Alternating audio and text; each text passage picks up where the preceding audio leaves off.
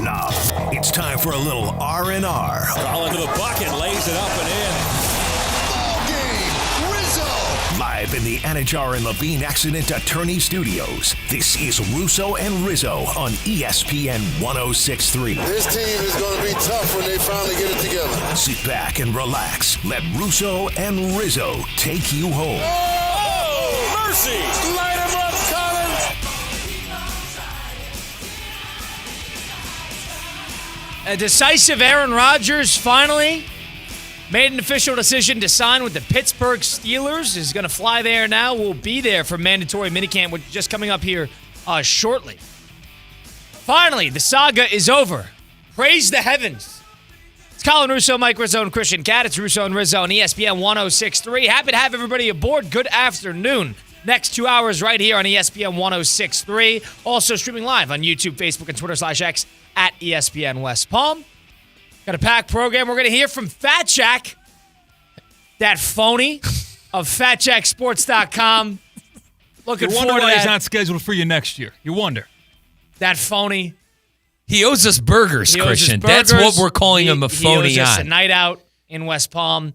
Of course, at FatJackSports.com, the pro gambler who was dead wrong early on when we gave him Mac picks in the football season last year. Right. Promised us burgers. And he bet against the Buckeyes every step of the way, too. But fair betting us play to him. burgers, go out with us, enjoy a nice dinner. Never did it. So looking forward to speaking to him at 5:30. The Edmonton Oilers and the Florida Panthers were in a classic last night, late overtime. Leon Draisaitl, who did not have a goal throughout the entirety of the Stanley Cup final last year throughout the 7 games, scores in this one and lifts them above the Florida Panthers in game 1, 4-3 in overtime. McDavid was what McDavid does. Unbelievable. Good back and forth game. Florida Panthers were up 3-1 at a certain point too, and the Oilers were able to rumble back and take game 1. We'll start with Aaron Rodgers, Mike. Yeah. Finally, that's it.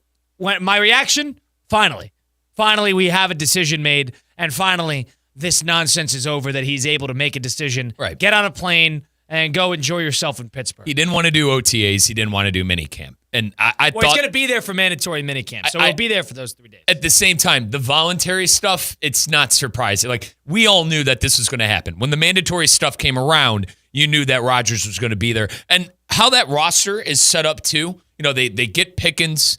Metcalf. You think that, they trade Pickens, they get Metcalf. You think that Mason Rudolph was going to be throwing him the ball? No. This was the writing on the wall. And I think it made the division even stronger. You got Baltimore, you got Cincinnati, and you got Pittsburgh. Those 3 teams arguably can win 10 games next year. So I think the odds makers, with our good friends at Hard Rock Bet, they set it at 8.5. And Kyle, you mentioned in the pre-show meeting, that's exactly where it is, right? That's the perfect over-under for this team. Was that the 3rd or 4th year running? The Steelers have been 8.5. Forgive me for thinking that Rodgers and Mike Tomlin are going to win 10 games. Mike Tomlin won 10 games with worse before. So I think this is great for Pittsburgh, and I think Pittsburgh's a playoff team. And I think a lot of people are a little frustrated in Pittsburgh with Mike Tomlin and the way things have gone. It's kind of like Groundhog Day. You win 10 games and you lose in the first round. God forbid, I think Aaron Rodgers could possibly win a playoff game. So we'll have to wait and see. I think Rodgers played well for the Jets. And to his credit, maybe to his detriment in New York, he kind of ruined things there with getting his buddies there, maybe not being the best teammate possible. I'm purely speculating, by the way, because I know the locker room liked them. But it's interesting because remember what Cam Hayward said all those months back about possibly, going on podcasts and Pittsburgh players saying some stuff. So I think a powwow probably has to happen in the locker room too. But I'm not surprised to see this come down today with the mandatory stuff starting to come around with Rodgers. I'm surprised you're so high. Yeah, it's a 10-win football team. I mean, how isn't it? It's a great defense. As long as Watt and company stays healthy, the Porter kid's a pretty good defensive back. It's a strong team. And now you have a proven commodity in DK Metcalf for him to throw the ball to. How can you get excited, right? The offensive line, they bolstered it up. It's a 10-win playoff team. I think there are 3 playoff teams in the AFC North, and the Ravens, Bengals, and the Steelers. Yeah, I don't know how I feel about it. I don't know if he's that much of a needle mover as you were giving him credit for. Did he not play well in New York, though, Kyle? That's my pushback. He had moments in New York. There's no doubt about that. That of all the football he could have played, he was pretty solid. Was it elevate an already good team into great good? I don't know, because it was a bad team that he was on. But if I look at this from the perspective of what is Pittsburgh trying to do, they're trying to win a playoff game. They haven't won one in about 8 years. They're trying to win, get back into at least advancing in the postseason. They've been there. They just can't win a game. If that is the goal, if the goal is, all right, we need to elevate to winning a playoff game this year, I imagine that would be a successful season if you're the Pittsburgh Steelers. Not just getting there and losing, but winning a playoff game. I'm not sure if Rodgers does that. I'm not sure if he does. So Kansas City, Baltimore, Buffalo. Those are the teams I'm willing to put ahead of the Pittsburgh Steelers. We'll see about the Bengals and the defense. Outside of that, I don't know. I think the Steelers could be a top 4 team in the AFC with Aaron Rodgers. Barring injury, I'm not putting them above Denver. I'm not putting them Really? above, You put Denver over them. And I'm not putting them above the Chargers either. No, I'm not. Really? Yeah, no. That's surprising. I'm not. You're not a Herbert guy either. That's the reason I'm... And yeah, I agree with that, but I think that the Chargers have more to step forward with comparatively to what the Steelers do. The Steelers have retooled a little bit. I'll listen to that. They got rid of Pickens. They got a new quarterback now. They got rid of Najee Harris went over to the Chargers. So they have they got Darius Slay in there. They're still going to have a good defense. But this is a different team. And I believe Arthur Smith is still that offensive coordinator, and he stinks. So if the idea that this is going to be, a lot of the same, this is a revamped offense, which is probably what they needed, yes. But was Russell Wilson that much worse than what Aaron Rodgers is going to provide? I don't know if I'd say that. I really don't. Because Wilson had his moments. He was bad in some games, but he also, that Washington game, he had games where he was very, very, very serviceable. So I don't know if I'm willing to buy in on that, because I think if you're the Chargers, second year under Harbaugh, I think that team is probably a little bit poised for a better step forward. Texans, jury's out on them. They won a playoff game last year. They're always going to be in the mix. I would lean on the side of Houston over Pittsburgh as well. I think Pittsburgh is middling on a wild card team once again, because they're not going to win that division. We both know that. So they're vying for a actual wild card spot. All right. So they're probably not going to get a home game. And if they're going to be on the road the week 1 of the playoffs, can they win a playoff road game to start out the postseason?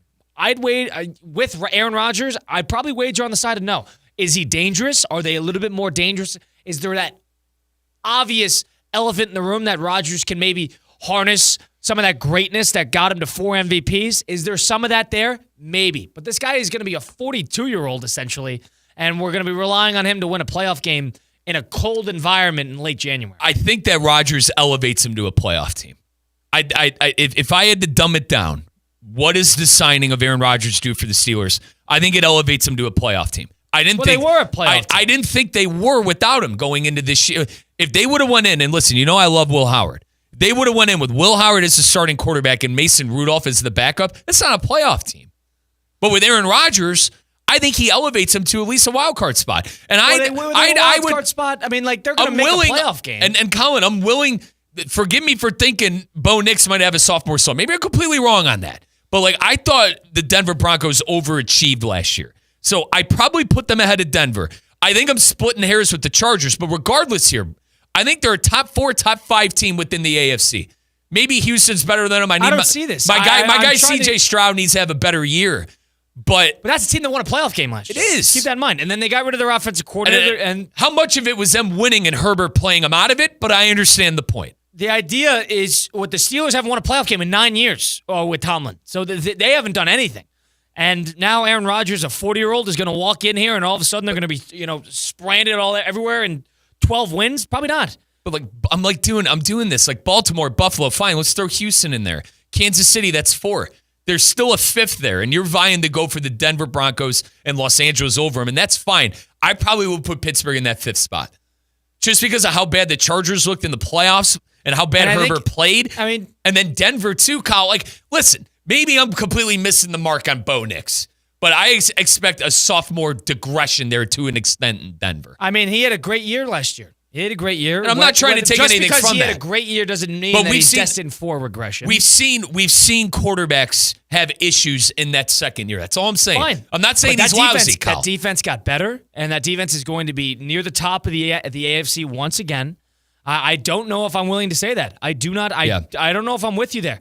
And the Colts are not going to be that good, but we're also forgetting about the Bengals. Let's not forget that Joe Burrow had 43 touchdowns, 9 interceptions last year. I know all the questions reside in that defense, but that was a team that scored 45 points pretty regularly last year, and they got every short end of the stick because of the defense. Now, did they do a lot to improve that defense? They don't have the money to do so, but I got to assume that they might be at least a little retooled. Can that team be a 10-11 win team after they went 9-8 with the amount of defensive bad luck that they had? You're damn right they can, absolutely, because of the talent that they have offensively.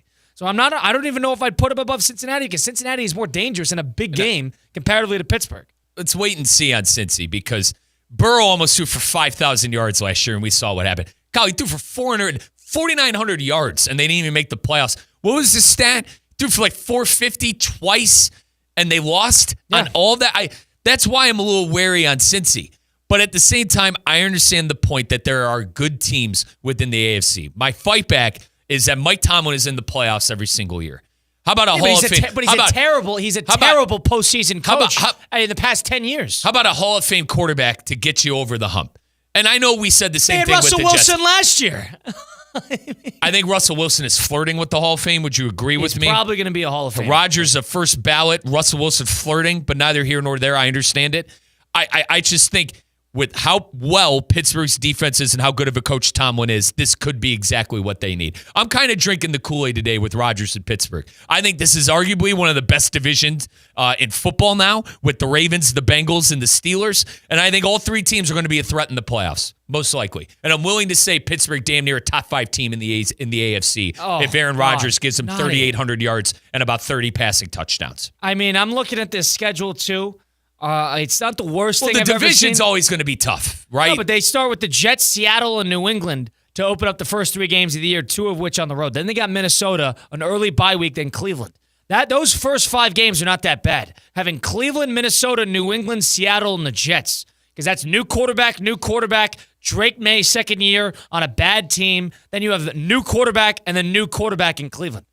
That's actually a pretty favorable schedule. And then you get into sort of the thick of it when you have to play Cincinnati, Green Bay, Indianapolis, and then week 10 they play the Chargers, Cincinnati, and then Chicago, Buffalo. How about this? They play the Chargers, Cincinnati, Chicago, Buffalo, and Baltimore back-to-back weeks in late November, early December. And that's what Tomlin does, though, right? They get off to a hot start, they win 7 or 8 games, and they take forever to win 2 games at the end of the season. This is exactly what that's a blueprint. It's the blueprint. They're going to start 4-0, and then they're going to go 4-4, and then they're going to be 5-4, then they're going to be 5-5, and then they're going to fall down to 5-6, and then they're going to win 2 in a row to get to 7-6, and it's going to be the same story every single year. But forgive me for thinking Rodgers could win you a couple of those games, maybe that you don't. Maybe you win that game against Cincinnati, that you wouldn't have won last year when you had Russell Wilson. And it's a fair point, and Colin, I don't have much rebuttal to it when you ask me, well, Riz, what's the difference between Russell Wilson and Rodgers?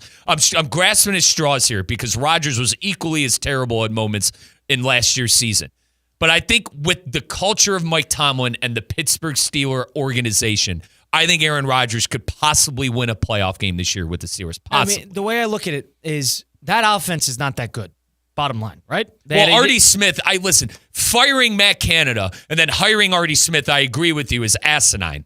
But the offense stunk last year. They got rid of Pickens. They got DK Metcalf in there. And they got rid of Najee Harris, who played every single game. And they're going to have Jalen Warren and the rookie Caleb Johnson, Aaron Rodgers, DK Metcalf, and company. And we're supposed to, what are they going to win 12 games with that? I don't know about that. If you protect Rodgers, you could be very, very serviceable. That's the only point I'm trying to make. I think Rodgers is going to be a serviceable quarterback for the Steelers, who have been lacking. That's not what they need. Kyle, they've been lacking. They need better than that. They've been lacking. That's where I'm going next. They've been lacking quarterback play for a long time. Maybe Rodgers dips into that fountain of youth, and what's that psychedelic that he does? Ayahuasca. Whatever the hell that is. Maybe he takes a big whiff of that before the season, and he turns into the quarterback that throws for 4,000 yards. At 41 years old. Maybe. 42. It's a better situation than the Jets. And maybe he made his own bet in New York, but the bet is made in Pittsburgh, right? Everything is tailor-made for him to slide in there and have success. You don't believe in that offensive coordinator. I understand the point, but he has a target in DK Metcalf and a Hall of Fame head coach in Mike Tomlin. Tomlin, mind you, who has not won a playoff game in absolutely forever, who has been, 0-7 in his last 7 playoff games, whatever that is. He has stunk in a big spot. And yes, he hasn't had, ever since Roethlisberger hung him up, he has not necessarily had the best options at quarterback. But this has been a team that has been flirting a little above mediocrity for the better part of 7-8 years. Am I ready to say, and the whole reason you get Rodgers, the only reason you bring him in is to see if you can win a playoff game. Can you win a playoff game? That's the step up. They're going to make the playoffs. They're going to win their 9 games. They're going to be flirting with that regardless. Can they win a playoff game with him? I don't know if I'm there. Because it would be a road game. They're not winning that division with Baltimore there. They're not winning that division. So if they're not going to win that division, they have somewhat of an easier schedule. But am I ready to say that they're going to win a playoff game? I don't know if Aaron Rodgers moves the needle enough. 888-760-3776. Aaron Rodgers officially made his decision. He is signing with the Pittsburgh Steelers. Will be there for mandatory minicamp. We want to know, is this a team that could win a playoff game now? Have they elevated? Are they going to stay exactly where they are? Or are they going to be flirting with a little bit of regression? Pittsburgh's probably due for some of it.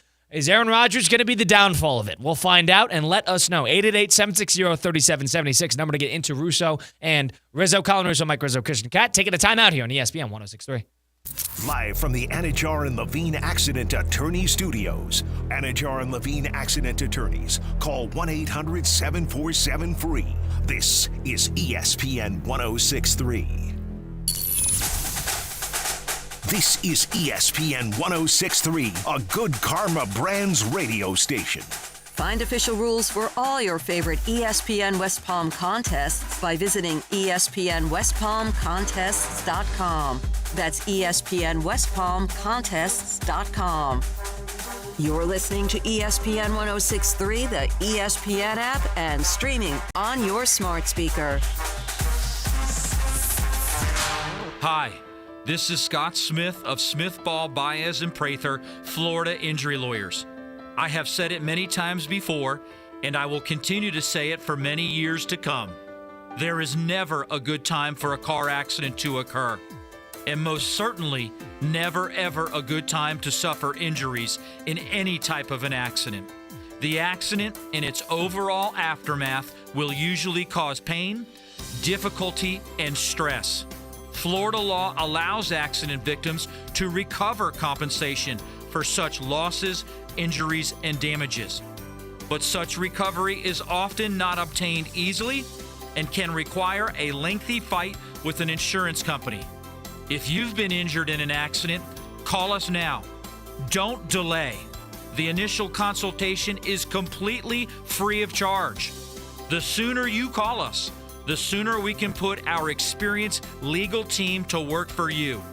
Don't hesitate or pause for another minute. Our experience, knowledge, and resources could be working for you just minutes after the call. If you've been injured, the lawyers at Smith, Ball, Baez, and Prather will help. Call us at 500-HELP, 500-HELP. With Smith, Ball, Baez, and Prather, help is just a phone call away. Offices Palm Beach Gardens, Boca Raton, and Port St. Lucie. When your team's best players have all been traded and the latest pick is overrated, just raise a glass with a friend or two and tell them more, tell them more, tell them more do. May your team be great and your picks be true, and if it falls apart, you'll know what to do. Just raise a glass with a fan or two and tell them more, tell them more, tell them more do. It's a crazy world, so what do? You tell them more, tell them more, tell them more do. Hey! Tullamore Dew Irish Whiskey, imported by William Grant & Sons, Inc. Are you ready for a global summer showdown? Saturday, June 14th at Hard Rock Stadium. Football legends collide at the opening match of the 2025 FIFA Club World Cup. Al Ahly versus Inter Miami. Messi, Jordi Alba, and Inter Miami take on Jamal Mashour and Mohamed El Shenawi of the Egyptian powerhouse Al Ahly. Don't miss your chance to be part of history. Saturday, June 14th at Hard Rock Stadium. Grab your tickets now at FIFA.com/tickets.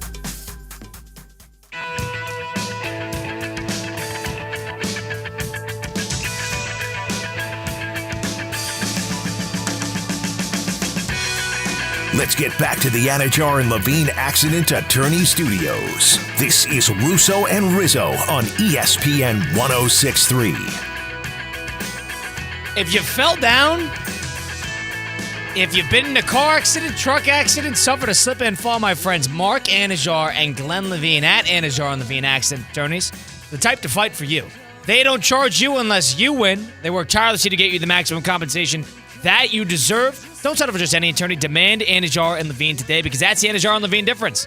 All it takes is one phone call. Take back control of your life. Don't wait. Call for that free consultation now. That's 1-800-747-FREE.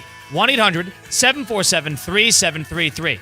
Take back control now with Anajar and Levine. We got Colin Russo, Mike Rizzo, Christian Cat with you. We're going to have Doug Mosley on in just a few short moments, the executive director of the Boca Raton Bowl. We'll hear from him in just about 2 seconds, because the Boca Raton Bowl, which is right here in South Florida, the premier bowl game event. And it's, weirdly enough, June 5th, 2025? We're already thinking about bowl season. That's just how big bowl season is. Doug Mosley joins the program now on Russo and Rizzo, the executive director of the Boca Raton Bowl. Doug, it's been a little bit. How we doing? Welcome in. My man, Dougie. Man, if I was doing any better, I'd be you guys. Close enough, yeah. So, Doug, Tuesday, December 23rd, 2 p.m., FAU Stadium is our Boca Raton Bowl. What's our initial reaction for you? You got to be pretty excited, right? Yeah, because we wanted to get a little later in the calendar. You know, last year we were up ahead of the playoff because I was worried what it would be like once the playoff kicked in. But, you know, at the end of the day, we had across the board for ESPN, we had our strongest year for bowl TV ratings since, I think it was like 2002 or 2003. So it didn't hurt viewership. It actually brought it all up. So this year, as we're looking at it, and I wanted to get us in a date that more folks could travel to. When you're so early in the calendar, you know, families got kids in school and such. So when it came back to us, they said, hey, would you do the 23rd? I'm like, absolutely, we will. And then it was just a matter of waiting on the time. And, you know, I feel pretty certain that 2 p.m. time came down for us because if you remember last year, we were a lead-in game, you know, being the Eastern time zone to Western time zone teams or games, and our audience transferred really well. In other words, the viewing audience that we built through our game then stayed tuned for the game after us, and that's a big deal in the company. So, you know, I think that there was a couple things working in our favor. I like where we're at. I think that it'll give a lot of folks here locally, you know, it's just right there before the holidays when people are taking off anyway. It's like, come on out to Boca's biggest annual outdoor party. So, Doug, explain this to me. So last year, the game, I believe, was on December 19th. So coming into the following season, do you make a request? Do you kind of just float the idea, hey, if there's a later date, we'll be interested? Do they come to you thinking, hey, what's your perspective here? What's the timing? And now that's going to be December 23rd. It's going to be a day game, too. At that, you mentioned fans can travel a little bit more since it's surrounded by the holiday season. But does a lot of that later slate, do you think it has a lot to do with the quality of team that you could bring in? Will that change, or are we going to still see the same usual suspects we see around the Boca Raton Bowl? Well, if you've looked at you know, we announced and I say we, I mean, you know, all the bowl games as one. We announced the full slate today. Right. You know, we got games going. I mean, the LA Bowl is going on the 13th. Actually, the Celebration Bowl we have up in Atlanta is that day too. I mean, that's a really quick turnaround. You know, you talk about our game last year and how quick of a turnaround that was. So there's going to be games out there, these early games. I mean, they're really going to be in the pressure cooker to get their team selected in that. And probably what will happen with some of them is that they're going to pick teams that won't be in championship games that weekend. So, you know, I thought that's where we were going to be last year. And instead, James Madison, Western Kentucky both appealed, saying, we know we're playing on championship weekend, but they both wanted to come down here to our game. And we were able to make that happen. And I'm going to tell you, James Madison, I think they're going to be a monster this year. So, yeah, that's kind of how you know, the sausage is made, for lack of a better term. You know, I let folks know every time I'm around anybody in ESPN programming, I'm always like, hey, we would really like to play that Tuesday before Christmas again. We've been there 7 times before, and they made that wish happen. Now, that doesn't happen every year. So next year, don't hold me to the coals if it doesn't pan out that way. Now, Doug, having this be on the 23rd, are you guys able to do, you know, maybe some stuff that you wouldn't have been able to do if it was earlier in the December calendar year? It's not so much as what we're going to do that's different. It's how we're going to be able to do it a little bit better, because you're going to have more time to work with your teams. Last year's teams, they played in that championship weekend, and they almost had to turn around. Well, their advanced teams did. They were here like on Monday after they played on Saturday. So this year we'll have a little bit more time to work with them, a little bit more time to be out in the community, a little bit more time to sell tickets. All of that comes into play.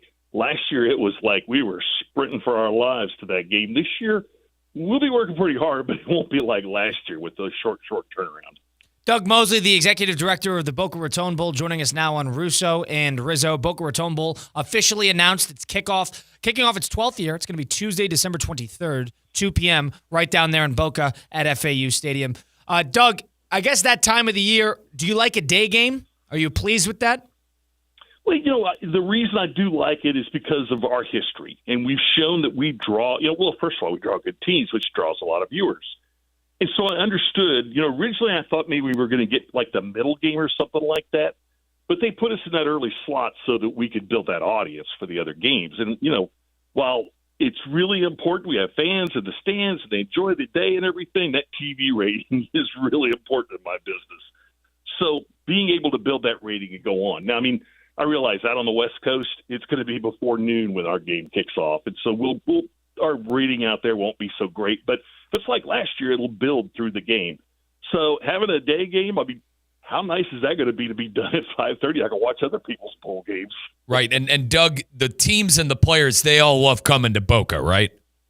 Well, we have no shortage of folks. And that's what, my bosses tell me that all the time. And they even kind of said, and I'm not going to use any other bowl game in here, but they say, sometimes we got to tell them, no, I'm sorry, you can't go to Boca because we got to send you someplace else. Yeah, some ADs get a little grumpy about that. I'm really glad. This is the second bowl cycle since we came into existence. It's 6-year chunks, so we're in our second bowl cycle, our second 6-year chunk, and the last year of it. So one thing I'm really excited about is what are those partnerships that we're going to be able to form when we get this game done? You better believe we'll dive right into that. We've had the ACC in our game before. We had an independent team at BYU that's now in the Big 12. Great experiences. We're looking to bring back more of them. Well, Doug, when you're deciding, we don't want to get too far ahead of ourselves, of course. We got the whole season to play. But when you're deciding what teams are going to come into town, I'm sure some teams, of course, lobby, hey, we want to be in this game, just so you know we're around here. Give us a little bit of an insight into that process of deciding who is going to play here. Do you think about the fans' geographical location, travel? What goes into deciding who's going to play in a bowl game? Well, yeah, you just nailed one of them, proximity of fans. That's why JMU, even though as early as it was, a lot of JMU fans were able to travel down to us last year. And the same with Western Kentucky. By the way, when I was talking to Theo earlier, he goes, has the Western Kentucky AD called you yet to start lobbying? Right. I'm like, no, but we got their quarterback down here anyway over at FAU now. So, there's some back and forth that goes into that. People say, what conferences could play in your game, and we are essentially an open versus open game. And I always tell folks it's whoever will play before Christmas. Interesting. Doug Mosley, of course, with us on Russo and Rizzo. Now, Doug, the thing about the Boca Raton Bowl is it's a destination. People love coming to South Florida. That's part of the reason why the teams want to take the opportunity to come to this area. It's a sprawling, booming, new area that everybody loves coming to. But entering its 12th year, I guess you guys have gotten into a flow. Of course, it's going to be a later game, so you got a little bit more time to prepare everything and sell tickets and everything. But what are going to be the expectations? What are the bullet points that you and your team are thinking, all right, these are the things we want to improve for the Boca Raton Bowl this time around? Well, obviously, it's get a great matchup of teams that want to come down here. That's number one because, that's your best marketing initiative right there. Who's going to be in your game. And then the other thing of it is we need to get the word out there, make folks think about this as, hey, maybe I was heading off to the mountains to enjoy Christmas on the 22nd. Maybe I'll fly out on the night of the 23rd or maybe the morning of the 24th. So it's helping folks realize, hey, this date and time can really fit into your plans. And then the other half is I think we're going to see a lot more families this year. We need to correspond to that. And how are we going to stage our events? What are we going to put out there as far as activities out in the Fan Fest and that kind of thing? So we're going to build around that. building around the families coming into town for the holiday season. Doug, we appreciate you giving us a little bit of an insight into what to expect in the 12th year of the Boca Raton Bowl. Looking forward to continuing on football season and it kicking off here pretty soon. But we'll talk soon. All right, Doug? Thanks so much for the time today, y'all. You got it. Thanks, Dougie. Doug Mosley, the executive director of the Boca Raton Bowl, the 2025 Boca Raton Bowl. It's going to be kicking off its 12th year this year, Tuesday, December 23rd, 2 p.m. at FAU Stadium. The game is going to air on ESPN. It's going to have two of the biggest and best teams from the group of five will battle it out for their shot at the Boca Raton Bowl title. You can find more information at BocaRatonBowl.com. It was announced today alongside the rest of the bowl season schedule. Follow along on Twitter at Boca Bowl and Facebook, Facebook.com/Boca Bowl for more updates. The 2025 Boca Raton Bowl. It's Tuesday, December 23rd at FAU Stadium. It's Colin Russo, Mike Rizzo, and Christian Cat. We got to get into a little NBA Finals matchup stuff because we got Game 1 tonight. And we had a Game 1 last night with the Florida Panthers. They're down 1-0 all of a sudden. And this was a game where I was actually pretty impressed with how Florida was controlling this game for the majority of it. And then Edmonton happened. And then Connor McDavid happened. And then Leon Draisaitl happened. We'll get into that. We'll get into a little NBA Finals action. We're taking a timeout here on ESPN 106.3.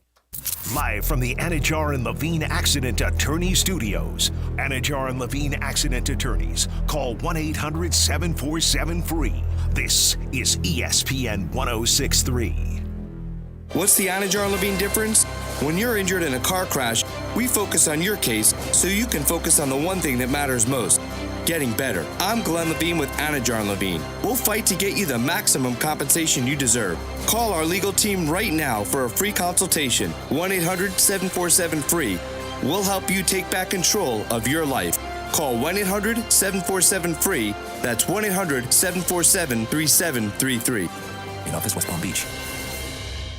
Improve your golf game fast at the all-new Kaiser University Golf Coaching Center. The Kaiser University Golf Coaching Center has the facilities, tools, and coaching you need. Enjoy the best facilities in the area with an expansive chipping and putting area, practice bunkers, a huge putting green, plus a 2,000 square foot indoor training area with 3 hitting bays, cutting-edge analysis technology, and more. The Kaiser University Golf Coaching Center in the heart of Palm Beach County off I-95 and the Turnpike. Find out more at KaiserGolfCenter.com. Banyan Printing. For 47 years, the trusted partner for all your printing, mailing, and signage needs. And 2025 just brought something big to Banyan. Introducing Banyan's new press. Bigger, faster, and more competitively priced than anything you'll find anywhere in the Palm Beaches. Think variable data postcards, bulk mailings, and high-quality print on stocks up to a 24-point board. Banyan Printing. Visit banyanonline.com and discover how your business's printing materials can get bigger and better. You ever try fixing your car and realize you're missing that one part? Yeah, been there. That's why eBay's my go-to. They've got millions of parts, guaranteed to fit. I'm talking brake pads for when yours have seen 1 too many miles of stop and go. Oil filters, cause you don't mess around with your engine care. Even got this cold air intake on my watch list. I might just go for it. To keep the ride cool and your DIY streak hot. Find all the parts you need at prices you'll love. Guaranteed to fit every time. eBay. Things people love. Eligible items only. Exclusions apply. The playoffs are in full swing, and you can get in on all the action at ESPN Bet Sportsbook. Go from tracking the latest game-changing moments to placing bets in just a few taps. Right now, new customers can get $100 in bonus bets when you make your first $10 wager. Download the ESPN Bet Sportsbook app and sign up with promo code JOEQ. That's JOEQ to get started today. Must be 21 plus. Gambling problem? Call 1-800-GAMBLER. Terms and conditions apply. See app for details. Offer not available in New York. Tired of being sidelined by a sports injury? Get back in the game with Baptist Health Orthopedic Care. Whether you're a professional athlete or even a weekend warrior, you can get back to doing what you love with our compassionate orthopedic team. Experience a new level of care and get back to your best. Welcome to being treated like a pro. Make an appointment today at baptisthealth.net/ortho or call 833-556-6764.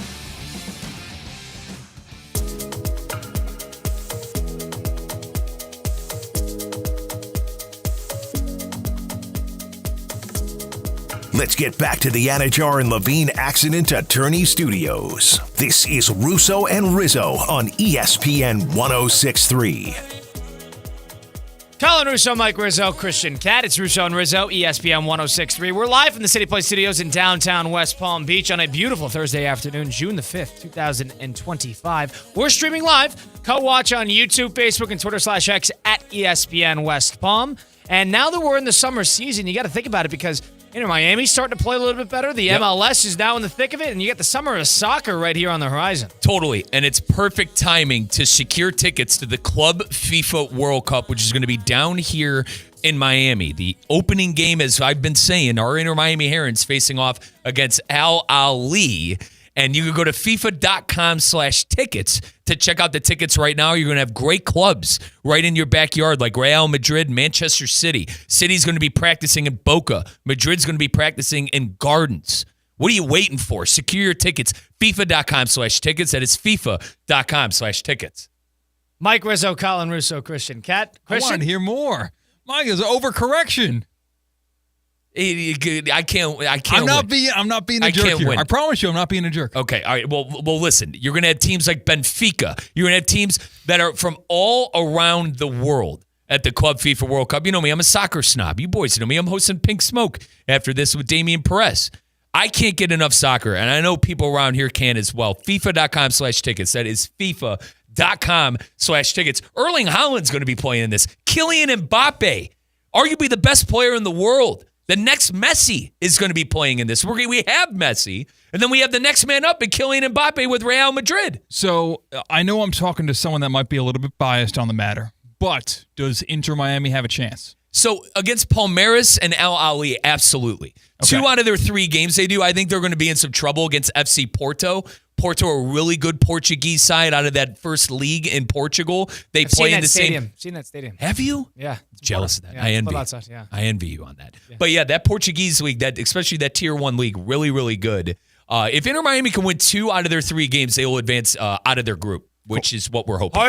It's going to be hard to beat the boys out of Cairo, I'll tell you that. Well, yeah, it is. Wait, who plays in Cairo? I felt really bad. No one plays in Cairo. I am Mr. I am Mr. Football. And I turned off Russo and Rizzo at 5:15 and 15 seconds on the dot. And as far as I know, because Mike Rizzo told me, no one plays in Cairo. I really dropped the ball there. But regardless, like seriously, guys, all bias aside, like Madrid practicing in Gardens is unbelievable, and City training in Boca is like, these are teams from around the world. You know what I mean? Reporters from around the world are going to be coming in here to get a firsthand experience of covering a team in this tournament. Kind of proud that we have like the facilities to be able to do that in our area, right? Because they also like improved the facilities to cater to these types of events as well. So I know that event's coming down the wire a couple years ahead of time. And the World Cup, yeah. To mention how big this tournament is, guys are saying no to the national team to play in this tournament. Whoa. That's big. Yeah. But if you guys know football out there, you know how big it is to play for your nation. Guys are saying, hey, I need to be there for my team at the Club FIFA World Cup. Tickets at FIFA.com/tickets. Well, that concludes the live read. You know what's interesting is with the World Cup coming up next year, and they're going to have, I don't know it's a specific number of games, but Miami's going to be a hotbed, of course. Yeah. South Florida's going to be, I believe Kansas City's getting games. New York's getting games. I believe the finals at SoFi in L.A. Yep. Boys, let's put it this way. I have friends, my cousin, brother, they're already securing their spot in my apartment and hotels for the World Cup next year. They're already blowing the me dates up at the games about it. They or know just getting dibs. They're getting dibs on the apartment, the couch, the futon, and the air mattress. I'm gonna have 3 people staying in my apartment. They got plenty of places to sit, as you know, Colin says. Plenty of places. Colin won't come to my apartment, neither here nor there. But yeah, that it's that big for football heads like myself. I cannot wait to be at the Club FIFA World Cup, and I cannot wait to be at the World Cup. It truly is. It's a hotbed of great stuff happening. You know, we just got done talking to Doug Mosley with the Boca Bowl. Hotbed of great stuff happening here in South Florida. The 2026 World Cup, I believe Chicago did not get a game. Yeah, they didn't. They were complaining about that when I was in Peoria. It's Atlanta, Boston, Dallas, Houston, Kansas City, LA, Miami, MetLife, Philadelphia, Seattle, and then San Francisco. Guys, take a walk. Kansas City. Are you kidding me? Kansas City. It's a big football town. Houston? Kansas City is. What about Houston? I can't tell you. Well, the Dynamo are these. Hey, my guy Glenn Davis resides there in Houston. What about why isn't Chicago getting a game? That I think is stupid. Market 3, They baby. do friendlies. Now, they do friendlies there. Chelsea, a Premier League team, they do their friendlies in Chicago a lot. Do you want to know what's a joke, quickly? MetLife. There should be no games played there with how bad that turf is there. You know how many guys get injured on these fields here in the U.S. and complain about how bad the conditions are of playing? Yeah, there's got to be a game It's in New terrible. York, though. There's just got to be There a game has to in be, New but York. my God, they better do something with, what do they got there? Turf, sod? Honestly, I can't even remember. The FIFA people, they should invest billions of dollars into making the New York Red Bull Stadium fit for the World Cup. Probably. Rather than show our rear end and show how miserable the state of New Jersey is to the world. Dude, it's so Have you ever bad. been to MetLife? No one should It's ever have terrible. to go MetLife- there if they're visiting the Driving United through the States. Meadowlands? So to answer Christian's point, I've never been there, but I know that guys all the time that come over from overseas in European football, they complain about the turf. Always. Send the Yankees on a 3-week road trip and convert Yankee Stadium into the soccer field like they use for NYFC. So something that I think maybe my uncle is going to do, there are games in Mexico as well. Dude, those Yes, stadiums are unreal. Three host cities. Unreal. Those, I think Monterrey, Monterrey, Guadalajara, and Mexico City. Yeah, Guadalajara. Dude, Monterrey is an unreal experience. My uncle was like begging me to go with him. I'm like, you know, I'd rather just stay here in Miami. It's right here in my backyard at the Great Hard Rock Stadium. Lumen Field's a great field. Seattle does not need a game. Seattle does not need a game. Well, they got to spread them out, right? That's what they're trying to do. They're trying to spread everything out. They got Bay Area there.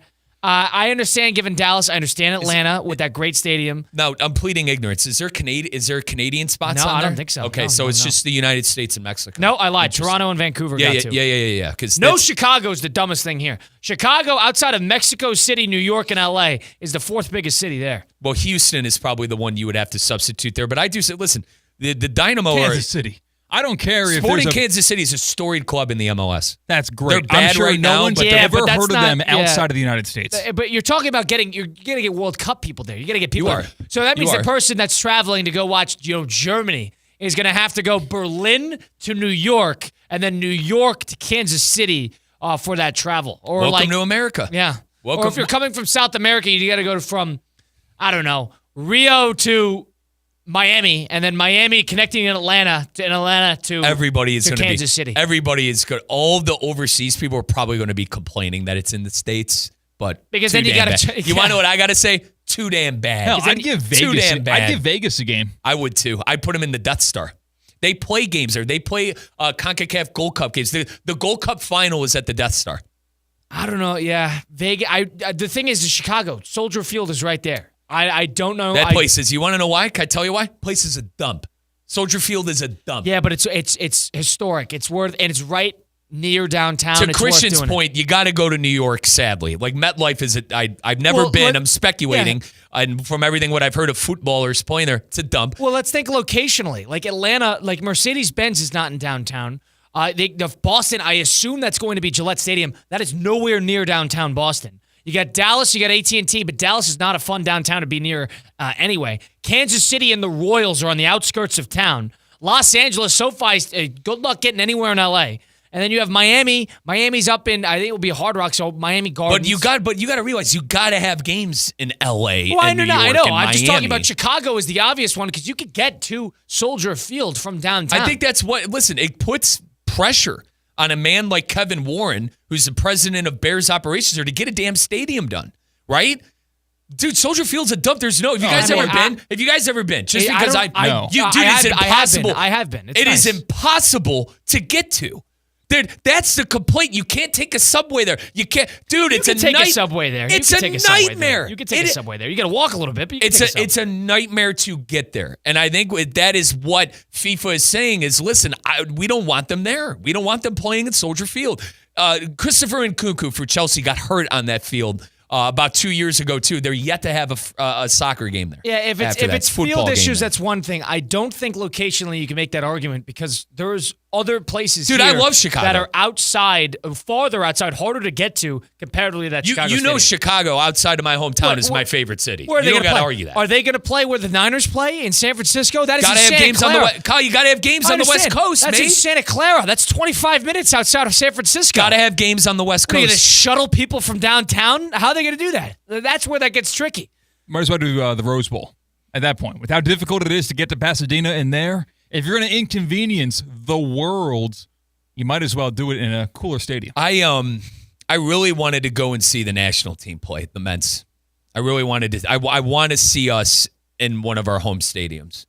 I don't know how many. I don't know where they'll put them. That's what I mean. And obviously we don't have that information yet. I still think there are qualification rounds going as we speak right now for the FIFA World Cup next summer. But the good news is we can't play ourselves out of the World Cup. Well, you're going to get automatic qualifiers. Yeah, that's what I mean. But that's the good news. But I don't know. I wouldn't have given Houston a spot.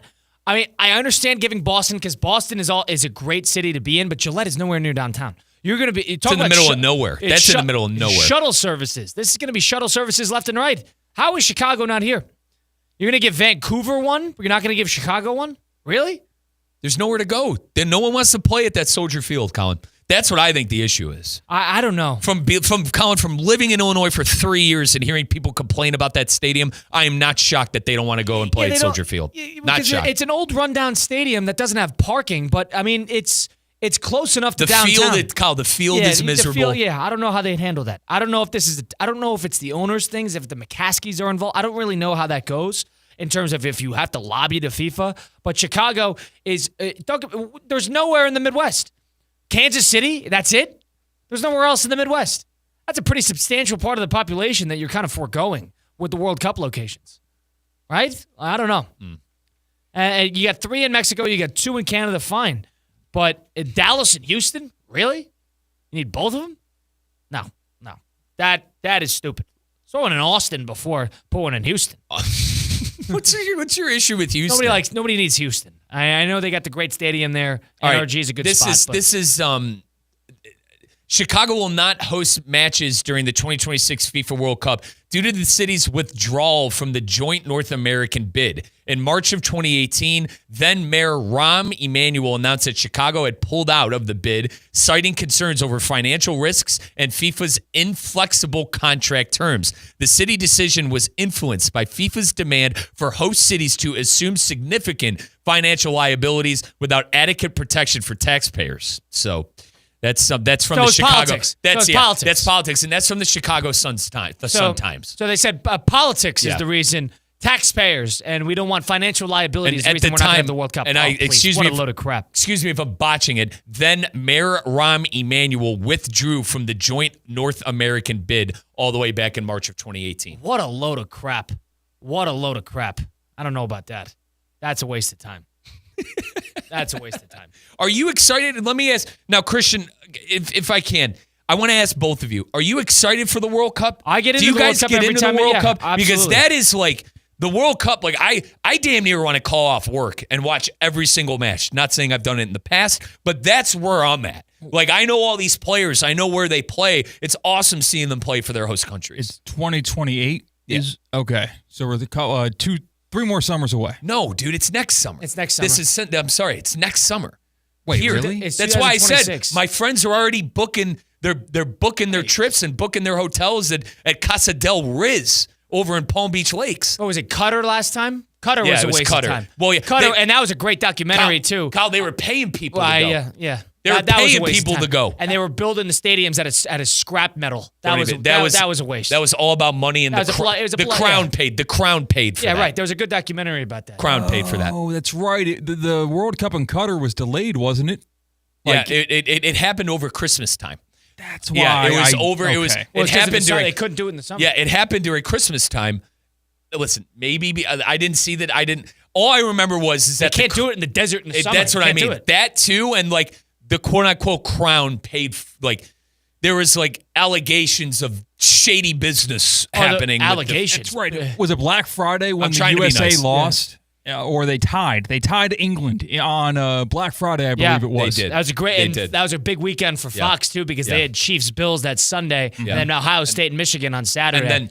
And then at the same time too, Christian Pulisic had an unbelievable goal against Iran. The boys won against Iran and were able to go to the knockout round. So I am excited. Yeah, I am all in on the World Cup. Do you guys want the lowdown? Do you think locationally being so spread out is going to be a problem?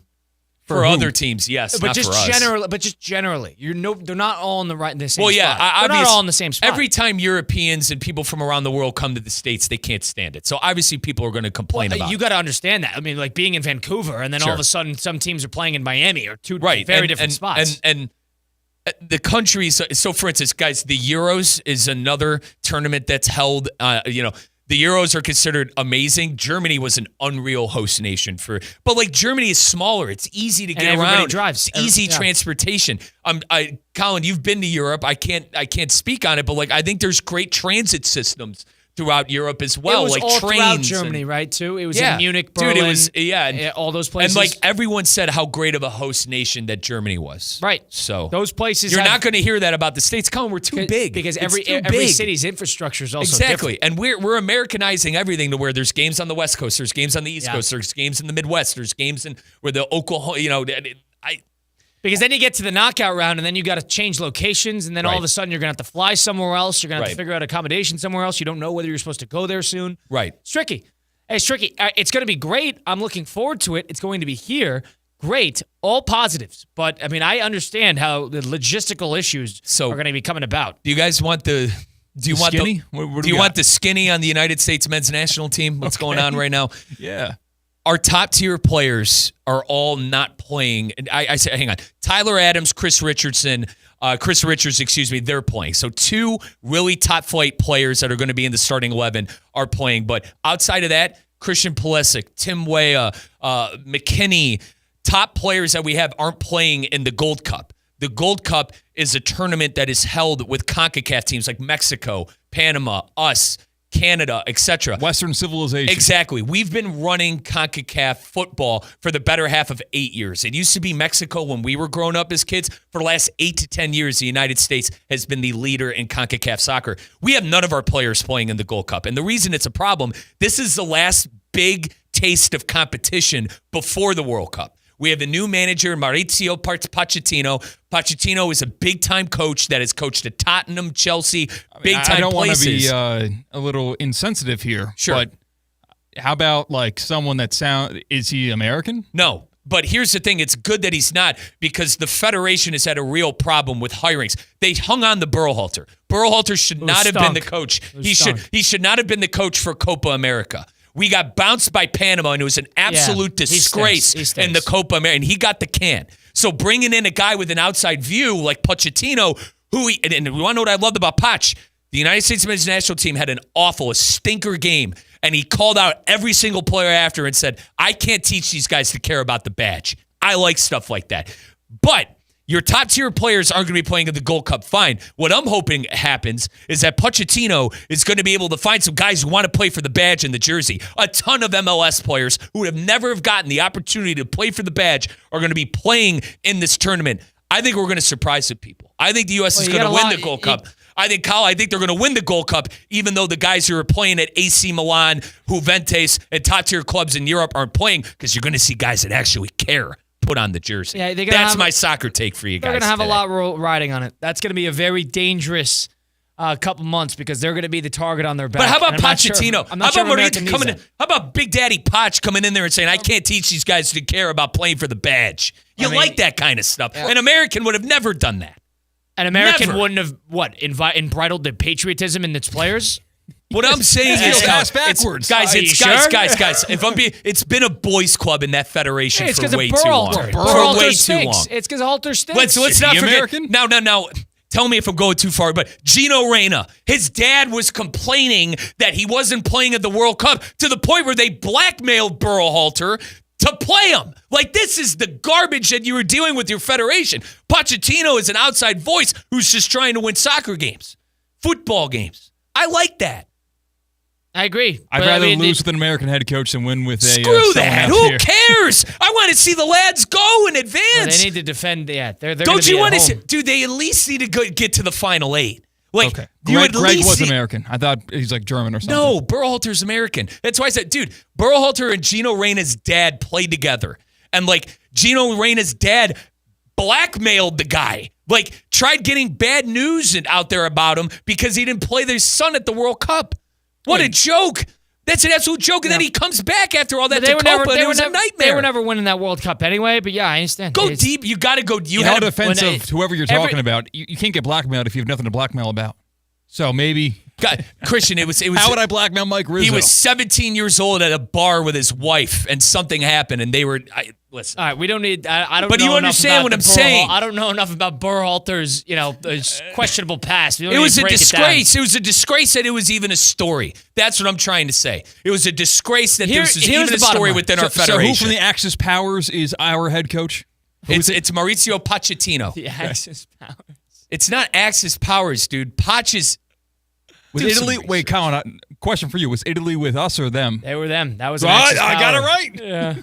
I don't know if that's he's Italian. not. He's South American. All right, so they were neutral, I guess. Yeah. Argentinian, to be precise. Let's do some research. I did. Argentinian. What I'm seeing whether or not Argentina was on our side. Argentina. Remember the Monroe Doctrine? The harbor for a lot of Germans. Good steakhouse, though. Okay. Maybe it was an influence. Come on, guys. Enough. Pochettino is a top-tier manager. See. We're lucky to have him. Pochettino, Pochettino, doesn't matter. We'll see. Well, whatever. See. I'm trying to tell you, if the boys have a disastrous start, that's why. We'll see. We'll see. Give me Mike Ditka. The bottom line, yeah. He doesn't know anything. Put a real football coach in Mike there. Ditka's going to show up with pads. He's going to be tackling people. Dan You watch him. You're going to have 7 red cards. Dan Campbell coaching that team. Dan Campbell. He's going to have 7 red cards in the first half. Get Dan Campbell not going to be able to field the team. We're not losing at the World Cup. Dan Campbell's at the helm. Beat Tim Wade's guys are ass trolling. if he's out of line. Guys are trolling me, mate. Get Dan Campbell and get, Do me all right. Amon Ross St. Brown starting. Colin tried giving you homework to watch tennis, Christian. Chances you're going to watch the U.S. international team face off in a friendly before the Gold Cup on June the 7th against Turkey. I won't watch the friendly. I will watch the Gold Cup when it's on. Okay. I do watch U.S. men's soccer 15th. when it's not conflicting with something. June 15th. So listen, summer soccer, as we said. June 14th, the Club FIFA World Cup kicks off in Hard Rock. There's the conclusion of the FIFA.com/tickets. Yeah, I was going to say, when that's added to the copy. Hang on. FIFA.com/tickets. And then the Gold Cup starts June 15th. That's the U.S.'s first game. Their roster just got announced. I was, picking it apart. Nice American name, Ben Johnson. Are you kidding me? Does it get hot dogs, hamburgers? Dan Campbell should coach that team. Dan Campbell should coach that team. If guys, stop the trolling. It's not funny. Pochettino is a top-tier manager who we're lucky to have, and it's getting rid of the boys club. I don't like how you said Pochettino's the only one who's patriotic amongst the coaches that we what possibly. the hell? He came out and said, "Guys, the players."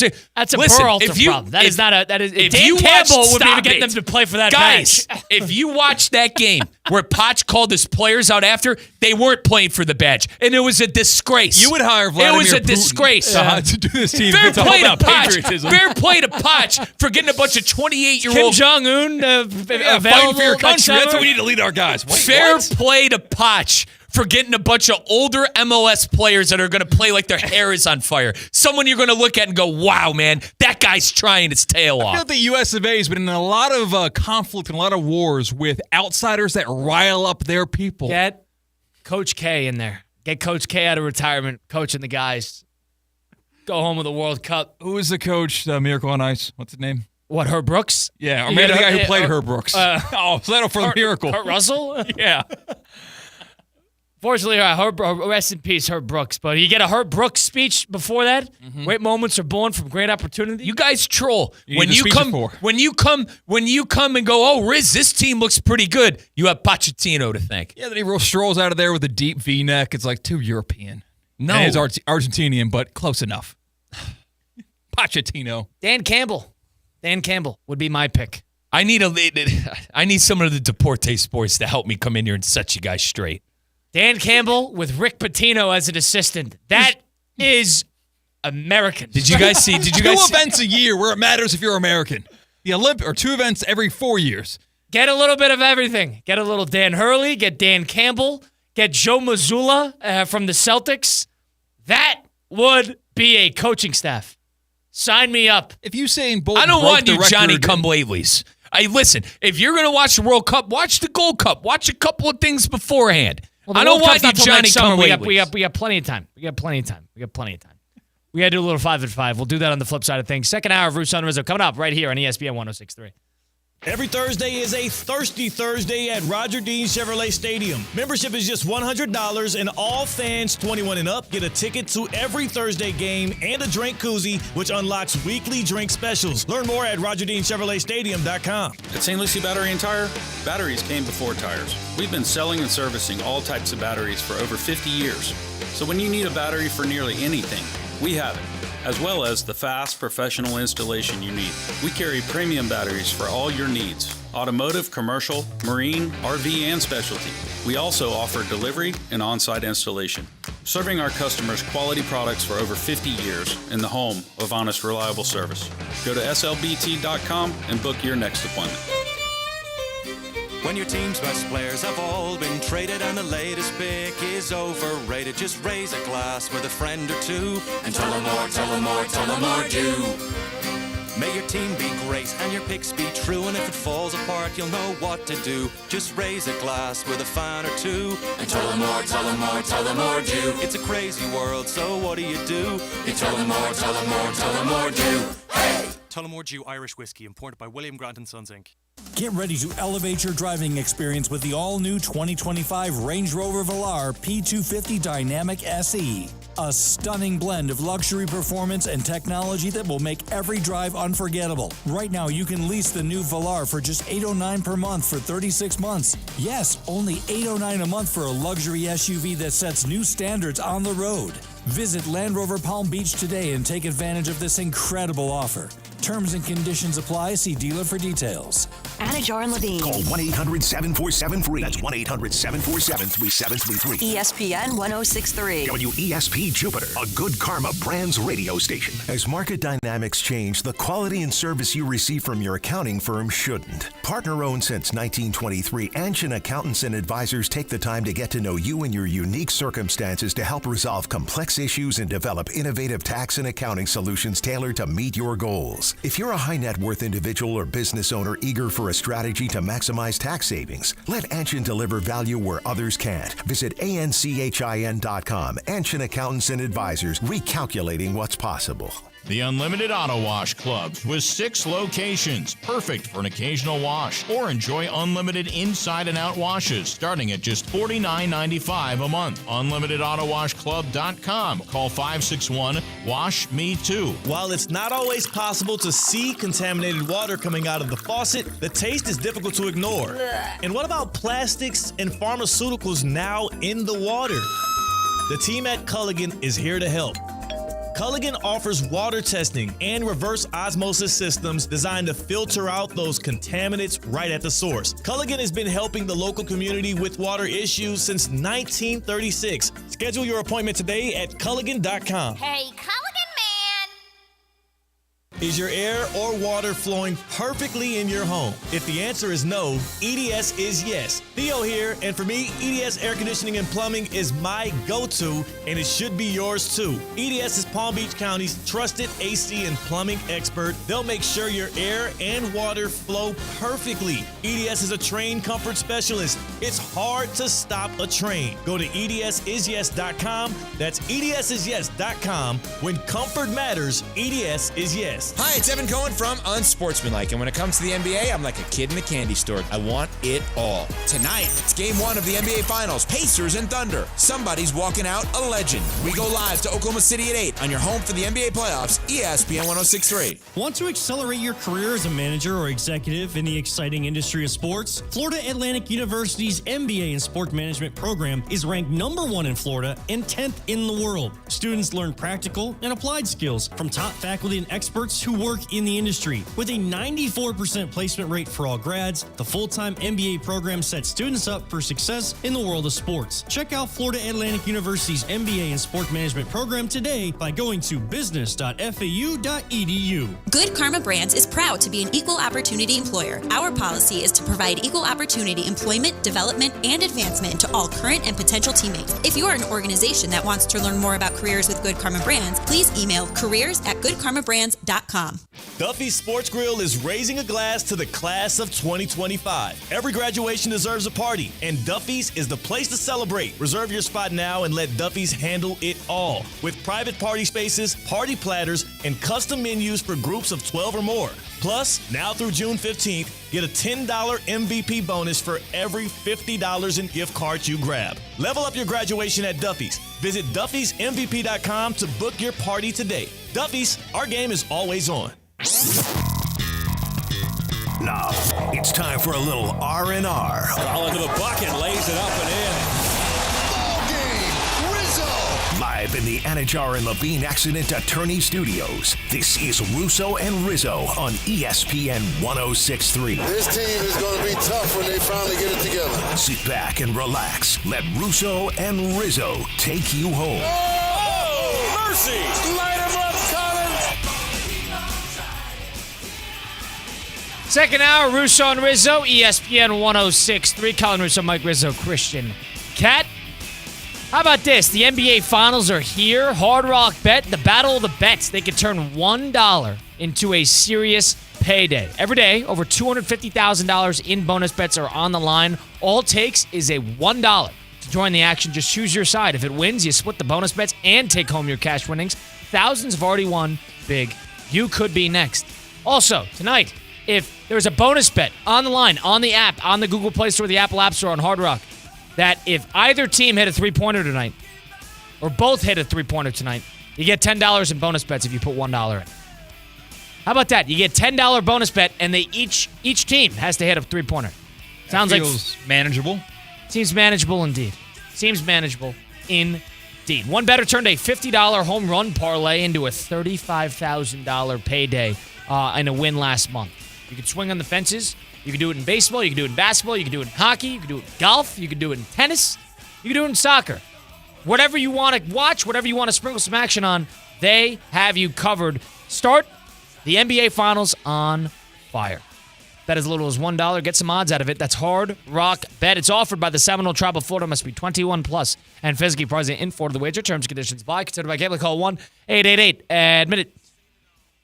If you missed any of the program today, listen back. Russo and Rizzo, Apple, Spotify, wherever you get your podcasts, all those great places. It's time for us to bounce around a little bit because we got Fat Jack at around 5:30 at FatJackSports.com. Let's do a little 5 at 5 presented by Flagler Credit Union. 5 topics. High five. 5 o'clock. It's 5 o'clock somewhere. Let's get out of here. Endless takes. You can't handle the truth. All gas, no brakes. And it's shaking big time. It's time for the 5 at 5. Hold on to your butts. Presented by Flagler Credit Union. Proud supporter of FAU Athletics. Earn up to $700 per year with boost checking from Flagler Credit Union. Number 1. Fight, fight, fight, fight. Yeah, that's how Giants practice ended early today. Players like Kayvon Thibodeau, James Hudson, Burns got into it. Brian Burns, edge rusher, who I believe they traded for either this offseason or last season. They ended their practice because of fisticuffs, punches, helmets thrown, tossed aside, a dust-up. If you're a fan of the Giants, if you're a fan of a team who gets into a massive brawl with their own, are you concerned at all, or is that just guys being guys? Now, here's what I saw. I saw on the other side of things, Russell Wilson took the entire offense out to a big dinner. Ooh. Tight ends, running backs, receivers, quarterbacks. Jackson Dart was there. And they had a big, nice dinner they took a nice picture after. And then you flip it, and the defense is trying to rip each other's heads off. Good sign. Good sign. Yeah. All wins for the Giants. You want the defense to be feisty. You want the defense to have the competitive fire. And you want the offense to be clicking. I actually like that. If you want to read too far into something, read too far into this. The offense is humming, and the guys like each other, which is a big plus. And then defensively, the guys hate each other, which means the defense is going to be really, really good. Christian, I have no problem with this whatsoever. What I do want to make light of is, remember everyone gave flack, for no pun intended, for Joe Flacco saying he's not there to be a mentor. How about Russell Wilson just taking the camp counselor role? Do you need some help, Jackson? I'm here for you know what I mean? Like, it is so Russ to go, I am a mentor for everybody.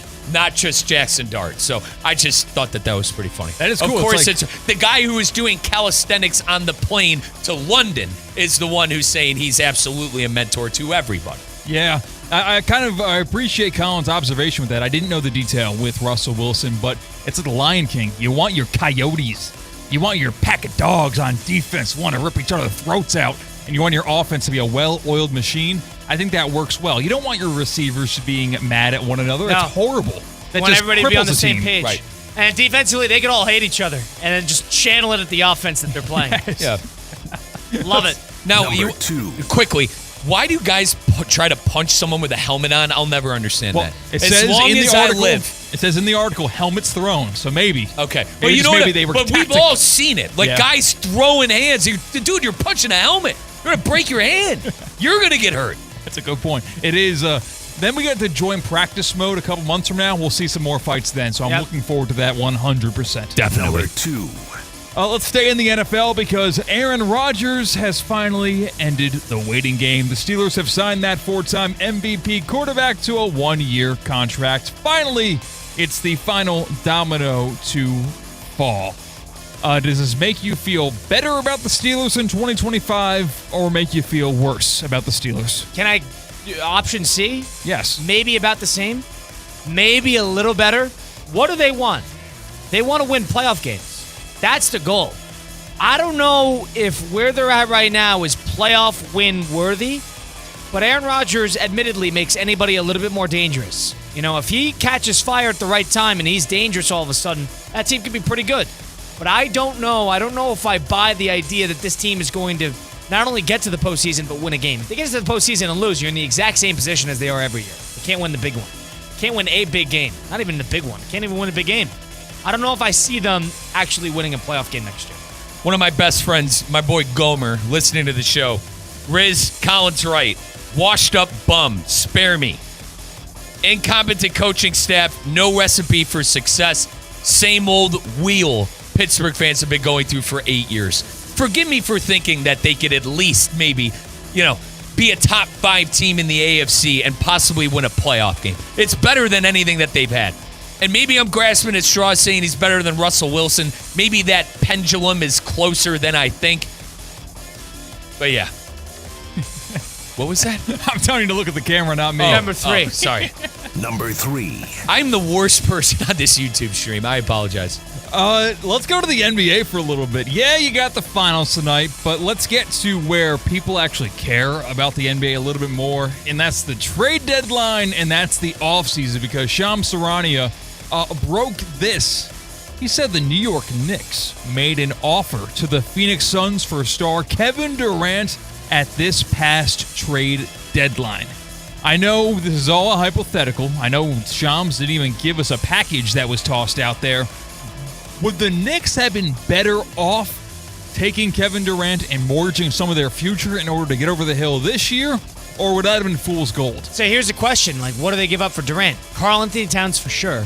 So you're giving up a 30-year-old Karl Anthony Towns. You're probably going to have to give up somebody. You're probably going to have to give up another rotation player, whether you're maybe McBride and Robinson. You got to say bleep them picks.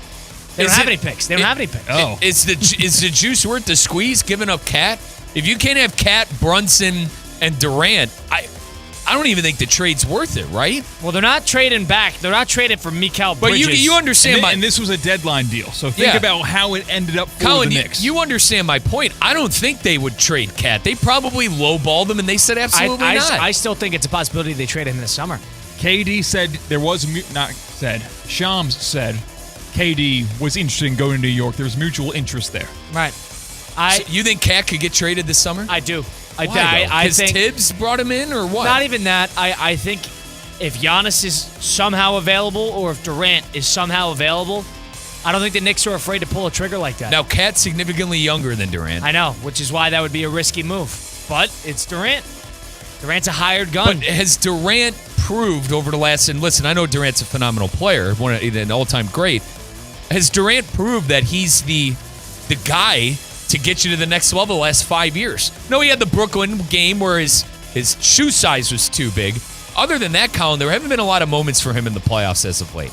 They hasn't been in the postseason a whole lot. They got swept last year by Dallas. Yeah, you're right. They haven't been good. He hasn't been the guy, Well, he's been a second fiddle. He was a second fiddle to Booker. That hasn't necessarily worked out. Durant is still playing great basketball. He's just kind of a square peg trying to be fit into a bunch of different round holes. So maybe that New York would work. I don't know if I'd do it. You'd probably have to give up. They don't have the depth to replace him. They don't have the picks to compensate for him outside of the players. And he's going to have an expensive contract that they're going to have to sort of inhale. And Karl-Anthony Towns would be included in that trade. So do you want to give up a couple years of Karl-Anthony Towns for, 2 years of Durant, 3 years of Durant? Is it worth it? But if you want to take the next step, maybe you got to take a swing like that. I don't know. Teams that Durant goes to, it's not the hottest track record in terms of them, lighting the world on fire soon after. Ask Phoenix, ask Brooklyn. But let's move on. Number 4. Let's go back to the NFL, because I saw this and it really turned my head. Derek Carr, he retired this offseason. Shoulder issues, would have had to have shoulder surgery. And he's opened up and talked about this. He said, I didn't want to have surgery and just sit there, and it sounds crazy, but just take the Saints' money. Carr instead saved the Saints money by retiring early when he could have just rehabbed with no hope of ever competing for that quarterback job. No real thing you're trying to get back to. Is this a stupid move for Derek Carr, or is it an honorable move by Derek Carr? If I'm a Saints fan, how do I not view this in some capacity of respect? Does it make that much of a difference to a team that is going to be probably the worst team in the NFL this year? Probably not. Could Derek Carr have, collected that paycheck and likely wouldn't have made a difference to the Saints? Yes. And he would have gotten away scot-free. Right. Like, no one would be mad at Derek Carr for being injured and rehabbing and taking up that cap space. So, it's one of those things where he's made plenty of money in his career. He's had multiple contracts. He's a family-oriented career guy. He's stayed out of the way. He stays out of trouble. I like Carr. I think Carr handles himself well.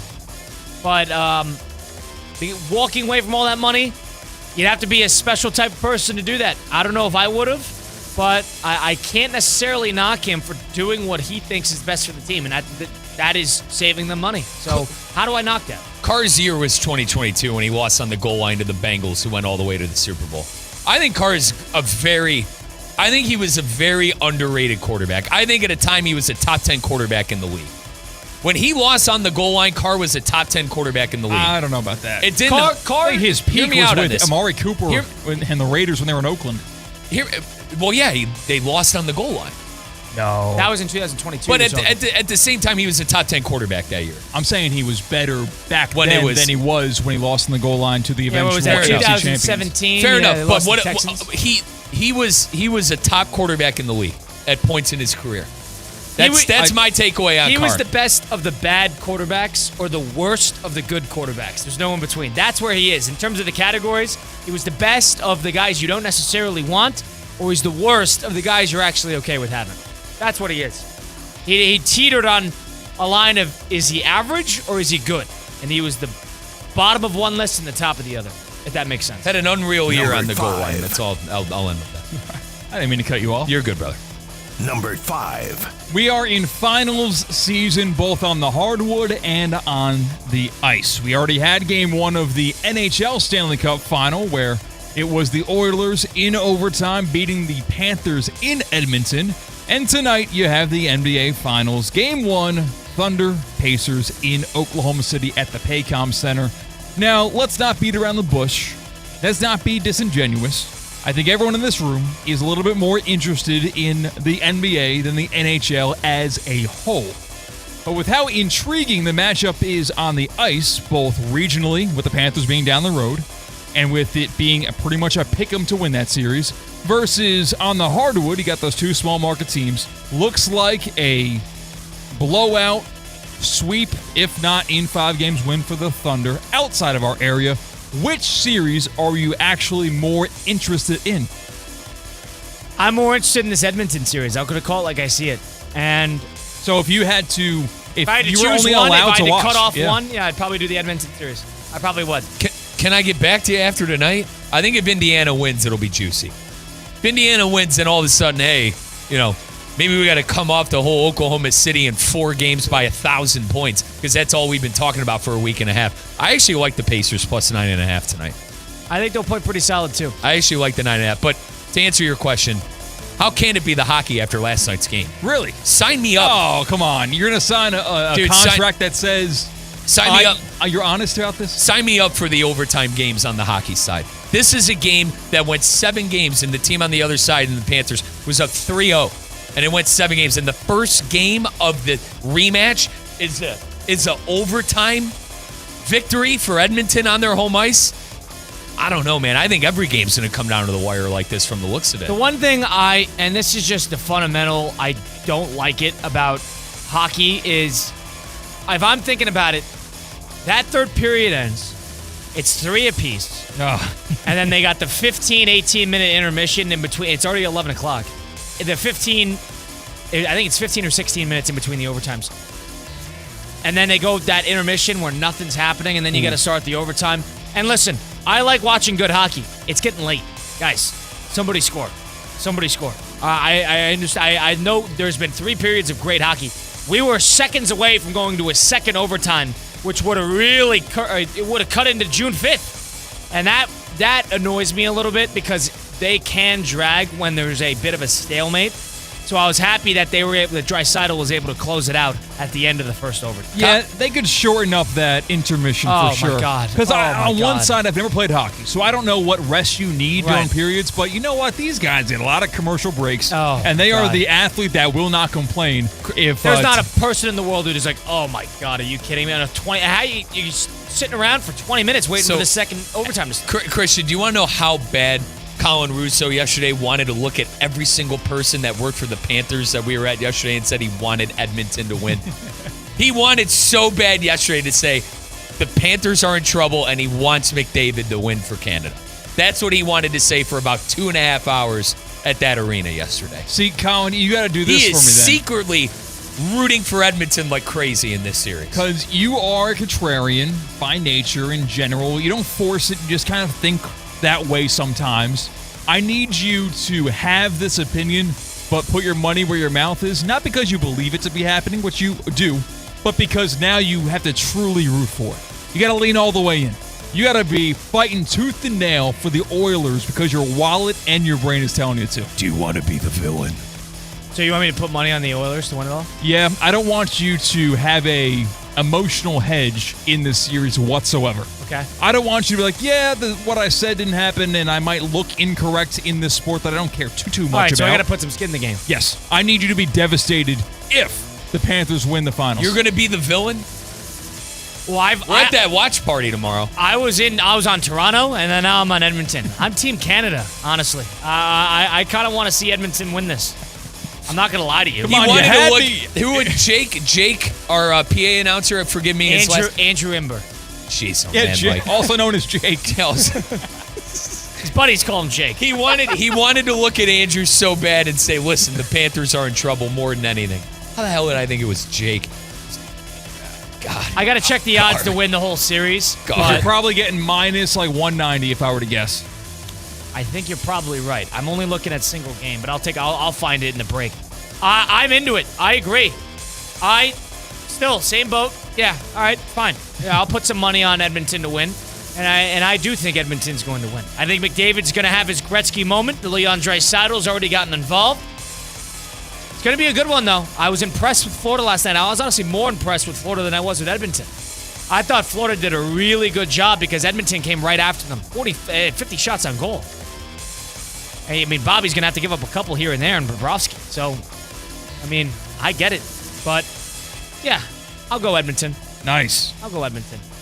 The odds currently are Edmonton minus 200, Panthers plus 160. All right, so I'm going to have to put some money into it to get actually something out of it. You could also go total games. What is it to win in 6 in Florida? Wouldn't that be something? You could also handicap it where it's almost like you have a spread in the series. You could bet on Edmonton a minus 1.5 in terms of games. So that would be winning in 6. Yes, that would be winning in 6 or sweeping. You'd get both. What are the odds there? Minus 110. That might be your bet right there, then. That might be my You bet. could, because a gentleman's sweep, that's winning 4 games to 1 game. That's winning in 6, winning 4 games to 2. Yeah, I get 2 options there. Yeah, 3. Yep. So, all right. Maybe I'll do that. I think that's your bet right there. I think it. that is. Oilers minus 1.5 games. I think it's the Oilers' year. Sidney Crosby, Wayne Gretzky moment. We'll bring in an expert on this on the flip side. We haven't spoken to this gentleman in the better part, I believe, since maybe the AFC NFC Championship weekend. No, college football playoff. Remember, I got very frustrated. That was not the last time we had him on, You was saw it? him after that. Yeah, we had him on after that. I do. I want to say the NFC AFC Championship weekend. Yeah, there was contractual obligations. We had to pull. Clearer heads had to prevail. He did return, I think, right before the Super Bowl. This is Fat Jack at FatJackSports.com. Why? Because what I said about I kind of got out. The pro sports gambler that we're going to bring on next. Looking forward to talking to our pal there. Stick around for it. Fat Jack coming up after this on Russo Rizzo, ESPN 106.3. Live from the Anajar and Levine Accident Attorney Studios. Anajar and Levine Accident Attorneys. Call 1-800-747-FREE. This is ESPN 106.3. The playoffs are in full swing, and you can get in on all the action at ESPN Bet Sportsbook. Go from tracking the latest game-changing moments to placing bets in just a few taps. Right now, new customers get $100 in bonus bets when you make your first $10 wager. Download the ESPN Bet Sportsbook app and sign up with promo code JOEQ, J-O-E-Q, to get started today. Must be 21 plus. Gambling problem? Call 1-800-GAMBLER. Terms and conditions apply. See app for details. Offer not available in New York. The Home Depot has fast, free delivery on the perfect gift to help Dad do more this Father's Day. Because Dad is more than just a dad. He's groundskeeper of the yard, the perfecter of the patio, and the cleaner of the clippings. Power Dad's doing with Ryobi cordless outdoor power tools from the Home Depot. Like the Ryobi 40-volt string trimmer kit for $159. For everything Dad is, find the perfect gift at the Home Depot. Subject to availability, see homedepot.com/delivery for more details. I'm Ellie Anajar of Anajar and Levine. Injured in a car crash? Never rush to settle with insurance companies, and never settle for just any attorney. Demand Anajar and Levine. Our experienced legal team will fight to win you the maximum compensation you deserve. Call me, Ellie Anajar, for a free consultation and take back control of your life. Call 1-800-747-FREE. That's 1-800-747-3733. Main office, West Palm Beach. At St. Lucie Battery and Tire, batteries came before tires. We've been selling and servicing all types of batteries for over 50 years. So when you need a battery for nearly anything, we have it, as well as the fast professional installation you need. We carry premium batteries for all your needs: automotive, commercial, marine, RV, and specialty. We also offer delivery and on-site installation, serving our customers quality products for over 50 years in the home of honest, reliable service. Go to slbt.com and book your next appointment. Dinner's ready. All right, is everyone here? Where's Michael? Food's getting cold. Every day, 9 people on our Florida roadways won't make it home. Don't let it be you or someone you love. Michael, is that you? Officer? Ma'am, I'm so sorry. I have some very sad news to share. Michael never made it home. Buckle up. Every trip, every time. Let's get everyone home safely. A message from Florida Department of Transportation, Target Zero. For more information, visit targetzerofl.com. Drivers who switch and save with Progressive could save hundreds. With that kind of money, you could go big time on a fancy water bottle with ultra titanium alloy metal.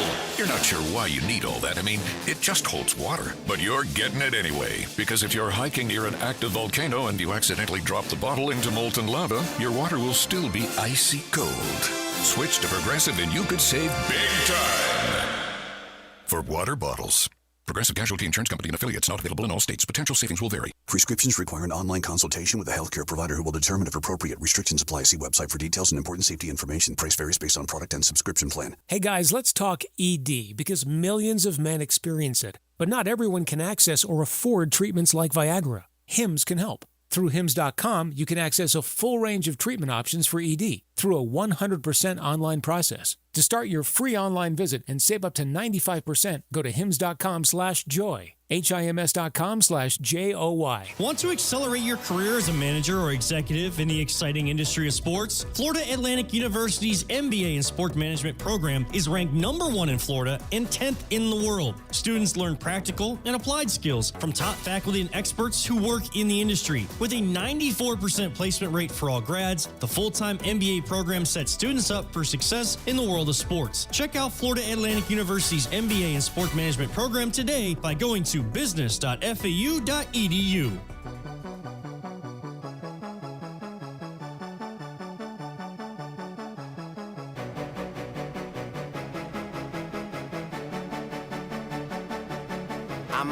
Let's get back to the Anajar and Levine Accident Attorney Studios. This is Russo and Rizzo on ESPN 106.3. Boy, am I looking forward to this. It's Russo and Rizzo on ESPN 106.3. We got Colin Russo, we got Mike Rizzo, you got Christian Catt. We're at the City Play Studios in downtown West Palm Beach. We haven't spoken to this gentleman in the better part of a couple months, probably since the end of football season. And he's been somebody that we admire greatly because when he gives us his picks, we make money. And it's Fat Jack at FatJackSports.com. But more importantly, it's somebody who is actually indebted to us and owes us a nice dinner out in West Palm Beach. And funny enough, we haven't heard from the guy. And he hasn't reached out. Hey, we want to take you out to dinner. We want you and Mike to come, go enjoy yourself. Go to the Brass Ring and go get some burgers. And we haven't heard not a peep. It's Fat Jack at FatJackSports.com. Welcome in, Fat Jack. How are you? Welcome back. You know what's even worse? And by the way, a nice dinner and the Brass Ring. I mean, I promised you very good food. We're going to the Brass Ring to get good food. By the way, they should be paying for this segment. It sounds like we talk about them a lot. I was downtown. Matter of fact, I was downtown the other day. Not the other day. The last time I was in town, which was in April, and I did not know you guys had moved studios. You're right next to. We went to this coffee shop that came up on my wife's TikTok or Twitter or something. And I look over, and your office is right next door. And you didn't knock on the door? Exactly, you guys weren't there. It was like Saturday or Sunday. It wasn't even on. It was on the weekend for sure. So you weren't there. But good news, I'm coming in tomorrow. So if you guys want to get together over the weekend or certainly the first part of next week, I'll be there about a week before we head to the Bahamas. And I would love to get together. I don't have either your numbers either. It's hard to be it's a little creepy. Oh, you can't. You couldn't reach us. Let me talk to those dudes. I don't have any. Yeah, just somebody text me. You guys have my number. So, okay. Text me. Let's go eat. I'm there by myself literally until like next Tuesday. So getting the boat ready. So let's go eat. Fat Jack, we'll join you. We'll join you to the Bahamas. How's that sound? I knew you guys would pick that option. That sounds like a good play. You could go from Bimini to Chub K to Nassau. Yeah, exactly I've been. Fat Jack, believe it or not, I've been on that route before. Very good spot. You got good taste. Yeah, we've done that pretty much every summer since my kids were like 5, and now they're all out of the house. So and this year we're gonna go up to Harbor, is it Harbor? No, Marsh Harbor. Nice. Marsh Harbor. We're gonna go Nassau, and then go south a little bit, then go back to Nassau and go up to Marsh Harbor for the 4th of July with my family there, and then come back around through Turtle Cay and through Grand Bahamas and back to West Palm. So we'll be gone a while. Taking money from those Bahamian casinos, which is great because it's all cash and they don't mind paying. So, well, I'll start packing now, Fat Jack. I'm looking forward to it. Thank you for the invite. Please do. I'm going to I'll send your bus ticket shortly. So in the meantime, we can make some money on game one. I mean, that's so Fat, go ahead. Go ahead. No, I was going to say, you guys ready for football yet? Or are you guys into this at all, even though it's these small markets in the middle of the country? So how about this, really quickly here? Aaron Rodgers signs with the Steelers. That number is flirting at 8.5 win total. The classic Steeler line, 8.5. Are you still over on this? What's your perspective? I don't think he's going to hurt their situation for sure. It sounds stupid saying about Aaron Rodgers, but you just never know. He's a big personality. He comes in with some limitations, especially mobility. But I'm such a huge believer in Mike Tomlin and his ability to get the most out of his teams. And we see that not only against the number, but even when they have nobody playing quarterback. So I have to believe that even with Aaron Rodgers coming in, it's only going to help them. So I don't know that I'm over yet. I start looking at that right after the NBA final. Let things kind of settle a little bit. Let them head toward camps. Right now, the one thing I am doing is looking at some of these look-ahead lines. You can bet on a lot of these casinos. You can bet like Ohio State, Michigan's already up, and OU Texas is up, and some of these college games and a lot of the NFL schedules up to where you can take advantage of some of these lines that I don't think in week 8, 9, or 10 will be anywhere near what they are right now, which will create a real nice middle. where, if you get, let's say you get Ohio State minus 5.5, and I think I don't, but I think Michigan's going to lose half their games early. By the time we get to that game, they're going to be minus 15 or 20, let's say. Well, now you got a 10 to 15 point middle to where you can be, if you're a $100 player, be risking $20 to make $200. So looking at some of that, always things to look ahead and try to make money at FatJackSports.com. But we've done really, since I talked to you guys last 30, you look at the results tab, everything's posted there under the results tab, but over 30 games up since the Super Bowl in basketball. And we had Spain today in the soccer match, so at plus 135. So a really good spring for the clients as well. But, yeah, that's kind of where my mind is, and then I'll turn to the NFL here in the next probably 3 weeks. Fat Jack, speaking of the basketball, obviously you got the game coming up tonight. I kind of like the Pacers in the 9.5 tonight. It's a lot of points for a finals game, especially a team in Indiana who likes winning on the road. So I'll give you the devil's advocate, and the reason why I'm either OKC or nobody. I'm not saying I'm OKC, but I'm an OKC or nobody because historically, game one of the NBA Finals, you do not want to find yourself anywhere near the underdog. Over the last 20 years, 6-point favorites or more. We'll just start with something a little bit of a niche. 6-point favorites or more in game one of the NBA Finals. They're 10-0, the favorite, 10-0 straight up. Oh, wow. 9-1 against the spread. 9-1 against the spread is a 6-point favorite or more in game one. And you're like, well, Jack, that's kind of a small subset. You can take anything out of a number. Okay, well, let's go ahead and look at game one of the NBA Finals over the last 20 years, period. Favorites of game one of the NBA Finals, 18-2 straight up and 17-3 against the spread. So go back and look. Since 2005, favorites in game one, 17-3 against the spread. So I'm a OKC or nobody. I don't look into spots like that. Translation, you get the better team that's more rested in this case by a few days, playing at home, all of the things that go into that. And you get the better team. I'm not going to try to fade that, at least in game one. And obviously, folks, you can go take a look at all this stuff, FatJackSports.com. Fat Jack, if I could ask one more about the game, any props? I know you're giving us a lot on the game already, but are there any props we should possibly be looking out for as we roll into this one? I kind of like the Halliburton 17.5, and I do like SGA 33.5. I kind of like those guys to go over tonight. So here's the thing. I like it's going to be a little contrarian because I do like the game to go over. And because of that, you would immediately think, okay, you got to – Halliburton has to make a bunch of threes, right? He's got to make a bunch of threes. SGA has to produce or this game gets nowhere near the over. So I said a little bit contradictory. And here's the problem I have with Halliburton. I'm playing under with him. You get 6 to 8 prop bets with me. When you sign up, you're going to get the predicted our play. You're going to get the best prediction on the other. So we're playing the total tonight, best prediction on the side. And then you get 6 to 8 player props in the game. Most of the props in this game, game one, are higher than what these players have been over the playoffs, Halliburton included. He was 16.5. Now he's 17.5. He does not produce very well against Oklahoma City and specifically Lou Dort. Lou Dort is a different type of defender, very physical. That's really the only reason he's on the court. And he's going to play a lot tonight because he matches up really well against Halliburton. So I would be careful about that because Halliburton needs open threes, needs to produce from beyond the arc. I'm not sure how that's going to happen. The other guys, I'm with you. I think there's going to be points out of Holmgren. Excuse me, he's 16.5. He's normally been about 14.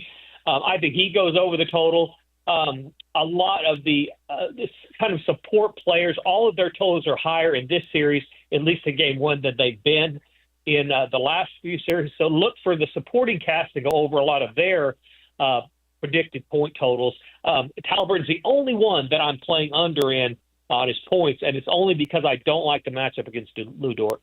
I mean, the one thing I'll do to fight back, I know you're talking about the numbers that favor the favorite in game ones, but another thing is the OKC Thunder, you mentioned it, have a lot of time off in between games. Maybe they come out a little flat. And on the flip side, the Indiana Pacers have sort of dealt with this amount of time in between series. They 1-5, 1-5, now 1-6. They're used to this type. And more importantly, they've been very, very good in game ones this postseason. While on the other side, the last time the Thunder had a lot of rest, they went into that Denver series. Denver's coming off fresh of a 7-game series, and Denver beat them in game one. So maybe there's something to the... You're Go right. ahead. You're right. I mean, you're looking for the sweet spot between historical analysis. And by the way, it's a lot more that goes into what I would release or not release. But you're exactly right. You're trying to find out how much weight do I put in the historical analysis, what I know generally happens in the finals, especially in game one. It's hard to argue with those numbers versus the recency bias of Oklahoma City, as you said, losing to Denver in a similar spot, losing at home and against Denver in that spot.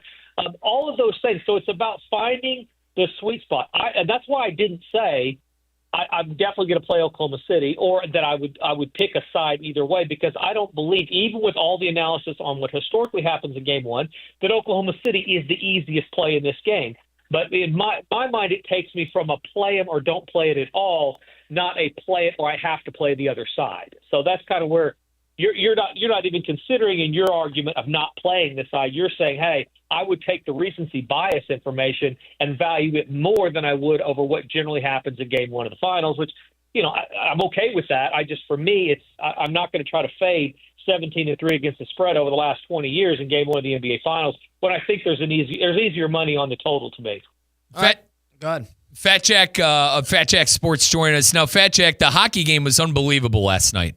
Going into overtime. Where are you at with that hockey series? Are you maybe a little more intrigued with that on the gambling side because it's a better matchup than the NBA? I'm always intrigued, but guys, this is one thing, and I've said this for years. I have specific guys that handicap UFC. Actually, Jordan Sherwood, who's part of your company, is one of my UFC guys. I have a soccer guy, 3 soccer guys that live in London. I have a baseball team that does baseball. I know my role. I have had people reach out for literally 15 years and say, I'm the best hockey gambler in the world, da-da-da-da-da. I said, send me your stuff. If you are, I got a spot for you. It's too hard, I will gladly sell. They can't win. I don't want to hear you have the greatest in the world. I'm going to hit 49%. My clients, I'm not going to have anybody paying for sports unless they're going to win more times than not, especially if I'm not doing it myself. And so that's what I ran into. I don't know. The answer is I don't know. I've sided for Florida. I've been to a lot of those games down there. Love hockey, love to watch it. But I'm not charging, and I'm not going to bet on anything. But I gamble for money, not fun. And so I'm not gambling on it, although I've always pulled for Florida. They're the only team that I literally watch consistently. Actually, I tell you about, I've been Chicago, the Chicago team 3 times also, but not a huge hockey fan, but love it when Florida wins and love those games. So I'm pulling for them. Last night was kind of a rough loss. They had they got it in overtime and lost late. But I love the series, love the game, but no, I'm not gambling on it. I have no opinion on who's going to come. So the people who are on FatJackSports.com and who subscribe to your picks, talk to me a little bit about is it the NBA that you primarily do this time of year? There's no college basketball right now. Baseball, do you dabble in that? Up until football season, what is Fat Jack really paying attention to on the gambling side? So from a client standpoint, you save about 30%. So you save about $500 signing up today versus waiting until August 15th. That's why you sign up now. And you get baseball for free. You get the Belmont for free. That's Saturday. You're going to get that free. You get the horse racing free. You get baseball for free. Soccer is a big deal right now. I never would have thought in a billion years I would say that. I've never cared about soccer. I have guys that I'm telling you, 127 gains of profit over the last 12 months. That's amazing. Absolutely amazing. I don't expect to continue at that rate, but who knows? It's the first year I've offered it. They had Spain today. They won 5-4 at plus 130 or so. So there's that. As I told you, I'm going to the Bahamas. When I'm not doing my on the boat or whatever, I will be breaking down NFL teams, college football teams, and looking for those look-ahead lines along with season win totals. And those season win totals start coming out here in the next 10 days. So you get a lot of information now by signing up that you don't want to wait. But from a personal standpoint, I take a deep breath. I get ready for football season. I start on football, and I let the guys that are really good at what they do. Jordan Sherwood, 6-1 2 weeks ago in the UFC. Last week he went 3-2, but had a plus 320. So he's 5 of the last 6 weeks. He's had a profitable week, so I let him do that. I let the baseball guys go. That's free. They average about 30 gains of profit per year in baseball alone, and you don't pay for that. It's absolutely free when you sign up for football. So it's kind of a mixture of things. From a gambling standpoint, certainly there's less volumes of plays we're going to send out this time of year than I will be, here in a couple of months. Well, Belmont's going to be interesting. Last thing here, Fat Check. Sovereignty and journalism. We saw them in the Kentucky Derby. Then Sovereignty took the night off at the Preakness, and now we got the Belmont here. Journalism fresh off a great win over at the Preakness. What are your guys saying? What's Fat Jack Sports saying in terms of who to take on Saturday? So that'll be they're working on it right now. I will tell you this: that you always I look for closers, and we look for closers in the Belmont. It's a longer race, longer stretch, almost the opposite of what the Preakness is. You ever been to Pimlico? It's a very short, tight track. Belmont's the exact opposite of that. Big track, swooping turns, so you have more room to stay out of trouble. So look for a closer. The other thing that recently has been a thing are horses that have been taking off either the first two legs or certainly one of the legs. The Triple Crown is so hard right now because you have these trainers and owners that say, yeah, I'm not going to try to kill my 3-year-old horse on these races that are so close together. We're a closing horse. We come up off the pace. We're going to wait, and we're going to win the Belmont instead. So it becomes a much tougher thing to do. This time tomorrow, that'll be sent out for free to everybody that's a client at FatJackSports.com. Interesting. So maybe the Sovereignty taking the race off at the Preakness might actually help them. I'm actually interested to see what happens there. And you mentioned closers as well. That favors Journalism, who was a great closing horse at Preakness. So I'm interested to see what your guys say over at FatJackSports.com. All right. Fat Jack, we appreciate it as always. Looking forward to spending a couple weeks together in the Bahamas in the near future. And we'll talk next week. Yeah? Thanks, Fat Jack. Send me your number so we can go eat some burgers just in case the boat sinks between now and when we're going to the Bahamas. Looking forward to it. Fat Jack, we'll talk soon. All right, Fat Jack of FatJackSports.com. Go check it out today. Appreciate him joining us, and we're going to we're going to hold him to that, by the way. I mean, he's going to be in town. He's got nobody. Yeah. He's got nothing. He's got nothing to do. We're getting on that boat too. Yeah, that's number one. Number one was getting to dinner with him. Number two, we're getting on that boat for sure. All right, Fat Jack. Appreciate it as always. Mike Rizzo, Colin Rizzo, Christian Cat. We'll go streaking with Hard Rock Bet as we close out a Thursday edition of the program, June 5th, 2025. It's Russo Rizzo on ESPN 106.3. Live from the Anajar and Levine Accident Attorney Studios. Anajar and Levine Accident Attorneys. Call 1-800-747-FREE. This is ESPN 106.3. Kaiser University's flagship campus, the 100-acre residential campus at 2600 North Military Trail in West Palm Beach, extends Kaiser University's educational offerings to over 100 degrees within the heart of South Florida. Kaiser University also has an athletic program with 24 national championships, including the 2024 Women's Swimming and Diving Championship and Men's Lacrosse title. Visit KUSeahawks.com for the latest. Hi, this is Scott Smith with Smith Ball Baez and Prather, Florida Injury Lawyers. We are a Florida civil trial law firm that specializes in the areas of personal injury and wrongful death. Our offices are located in Palm Beach Gardens, Boca Raton, and Port St. Lucie. Our lawyers have litigated thousands of matters at the Palm Beach, Martin, St. Lucie, and Indian River County courthouses. Our lawyers, paralegals, and other numerous members of our legal team live in Palm Beach County and Treasure Coast cities and towns such as West Palm Beach, Port St. Lucie, Lake Worth, Palm Beach Gardens, Palm City, Jupiter, and others just like you and your families. We are a statewide recognized law firm, but it is your community and your families that we live and associate with on a daily basis. Our most satisfying achievement is when we know that our lead power has helped a fellow member of our Palm Beach County and Treasure Coast community secure a fair and just huge result. If you've been injured, the lawyers at Smith Ball Baez and Prather will help. Call us at 500-HELP, 500-HELP. With Smith Ball Baez and Prather, help is just a local phone call away. Offices Palm Beach Gardens, Boca Raton, and Port St. Lucie.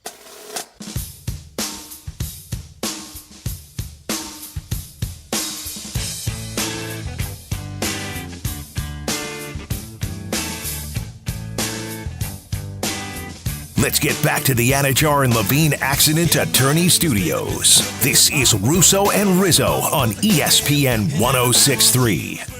Close out the program here on a Thursday edition. It's time for us to make a couple picks. Now, we got the expert in on here at Fat Jack at FatJackSports.com previously. Huh? Didn't ask him about a pick tonight. He said he likes the over. He said he likes Oklahoma City. Did you pay attention to this? He said he likes Oklahoma City and he likes the over. Did we miss anything? I asked him about And then props. he said he doesn't like, and then he says he didn't want to give out his pick for the horse race. And then he said he doesn't do the hockey. I guess I wasn't listening. You weren't listening. You weren't listening because I said I like Pacers 9.5. He says I lean the other direction. And he said he'd take he likes Steelers the over on the season. Yeah. What did you do last segment? You hanging around? Well, Christian's trying to steal Fat Jack from us. He is. No, I was babysitting interns. That's what I was doing last segment. There was no intern in this room. That's a lie. He wants Fat Jack. He's trying to make us look bad, Kyle. He wants Fat Jack. Fat Jack's mine. Fat Jack is funny because he's smart. He played both sides in the horse race because Sovereignty is the horse that took the middle, the Preakness off, and then Journalism is the one that closes races well. So he said, you want a good closer, but you also want a horse that's rested. Fat Jack, that's two different horses you just alluded to. Smart. And that is why Fat Jack will be on Theoretically Speaking come fall 2025. Why? Because he didn't give us a pick for the Belmont? I can promise you he would give Theo one. No, he wouldn't. Yeah. No, he wouldn't. He would not What give would Theo you a pick guys for do? the Hang Belmont. on. What would you guys do? Mike's different? bothered by this. I am bothered by this. This will be a conversation we have at 5:56. Fair enough. Just, I think Fat Jack would deny the transfer. I think he would deny the transfer. You kidding me? Love Fat Jack. Time for us to actually put our thoughts to the test, and let's do a little go streaking with Hard Rock Bet. Time to put your money where your mouth is. We can't lose. We can't lose. We can't lose. Survive and Advance is the name of the game. That's right! We can't have anyone freak out there, okay? We've got to keep our composure! Tail the hot hand. Continue this improbable run. 22 consecutive wins. And fade the cooler. Everything you touch turns to mush. People go to the racetrack and the teller will give him his tickets already ripped out. Let's go streaking. We're going streaking! Yeah! Presented by Hard Rock Bet. I'll start here. I'm L2 now that I lost Musetti against Chiaffo earlier in the French Open. I'm staying in the French Open. You took Fele Jaco? No, I took Lorenzo Musetti. Now I'm going to take Novak Djokovic. Is that the coach of the men's national team? No, that's Maurizio. You set me up for that. I'm taking You set me up. Novak Djokovic against Jannik Sinner. Jannik Sinner is the best tennis player in the world at the moment. He is playing the best at the moment, and he is dominating this tournament. But Novak is the GOAT. Novak is the best tennis player ever, and he wants that 25th major, and this is your opportunity to do it. Let's go. On the clay, he's plus 350. Whoa! And I'm willing to do it. Is there any way to handicap that to where it's closer to minus 110? Can you take it minus sets? I don't know how tennis works. No. Okay, all or nothing. All or nothing. Give me Novak plus 350. Pacers plus 9.5. I lost, by the way, my last one. I was on win 3. I'm L1 now. How about this? Freddie Peralta, 6 innings pitched, 9K, and he gets the loss. 3 earned because the Brewers can't hit. Ridiculous. Give me the Pacers plus 9.5. But I want to say our gambling expert, the Fat Jack, said to take Oklahoma City, so I'll probably lose this one. Yeah. I'm going to take what the gambler said to take. Okay. So I'll take the Thunder. Okay. I am on a 1-game losing streak because Devin Williams gave up an earned run in the top of the 9th inning that turned a 3-1 Yankees win into a 3-2 Yankees win against the Guardians. Rubber match tonight, too. I hope the Guards can take 2 out of 3 in New York. Thunder minus 9.5. Let's get back on the winning side.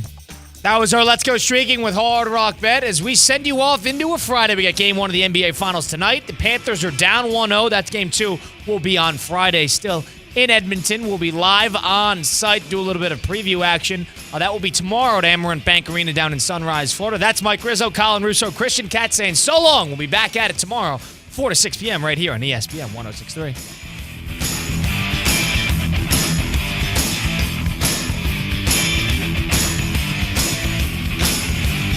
McCrispy strips are now at McDonald's. Tender, juicy, and its own sauce. Would you look at that? Well, you can't see it, but trust me, it looks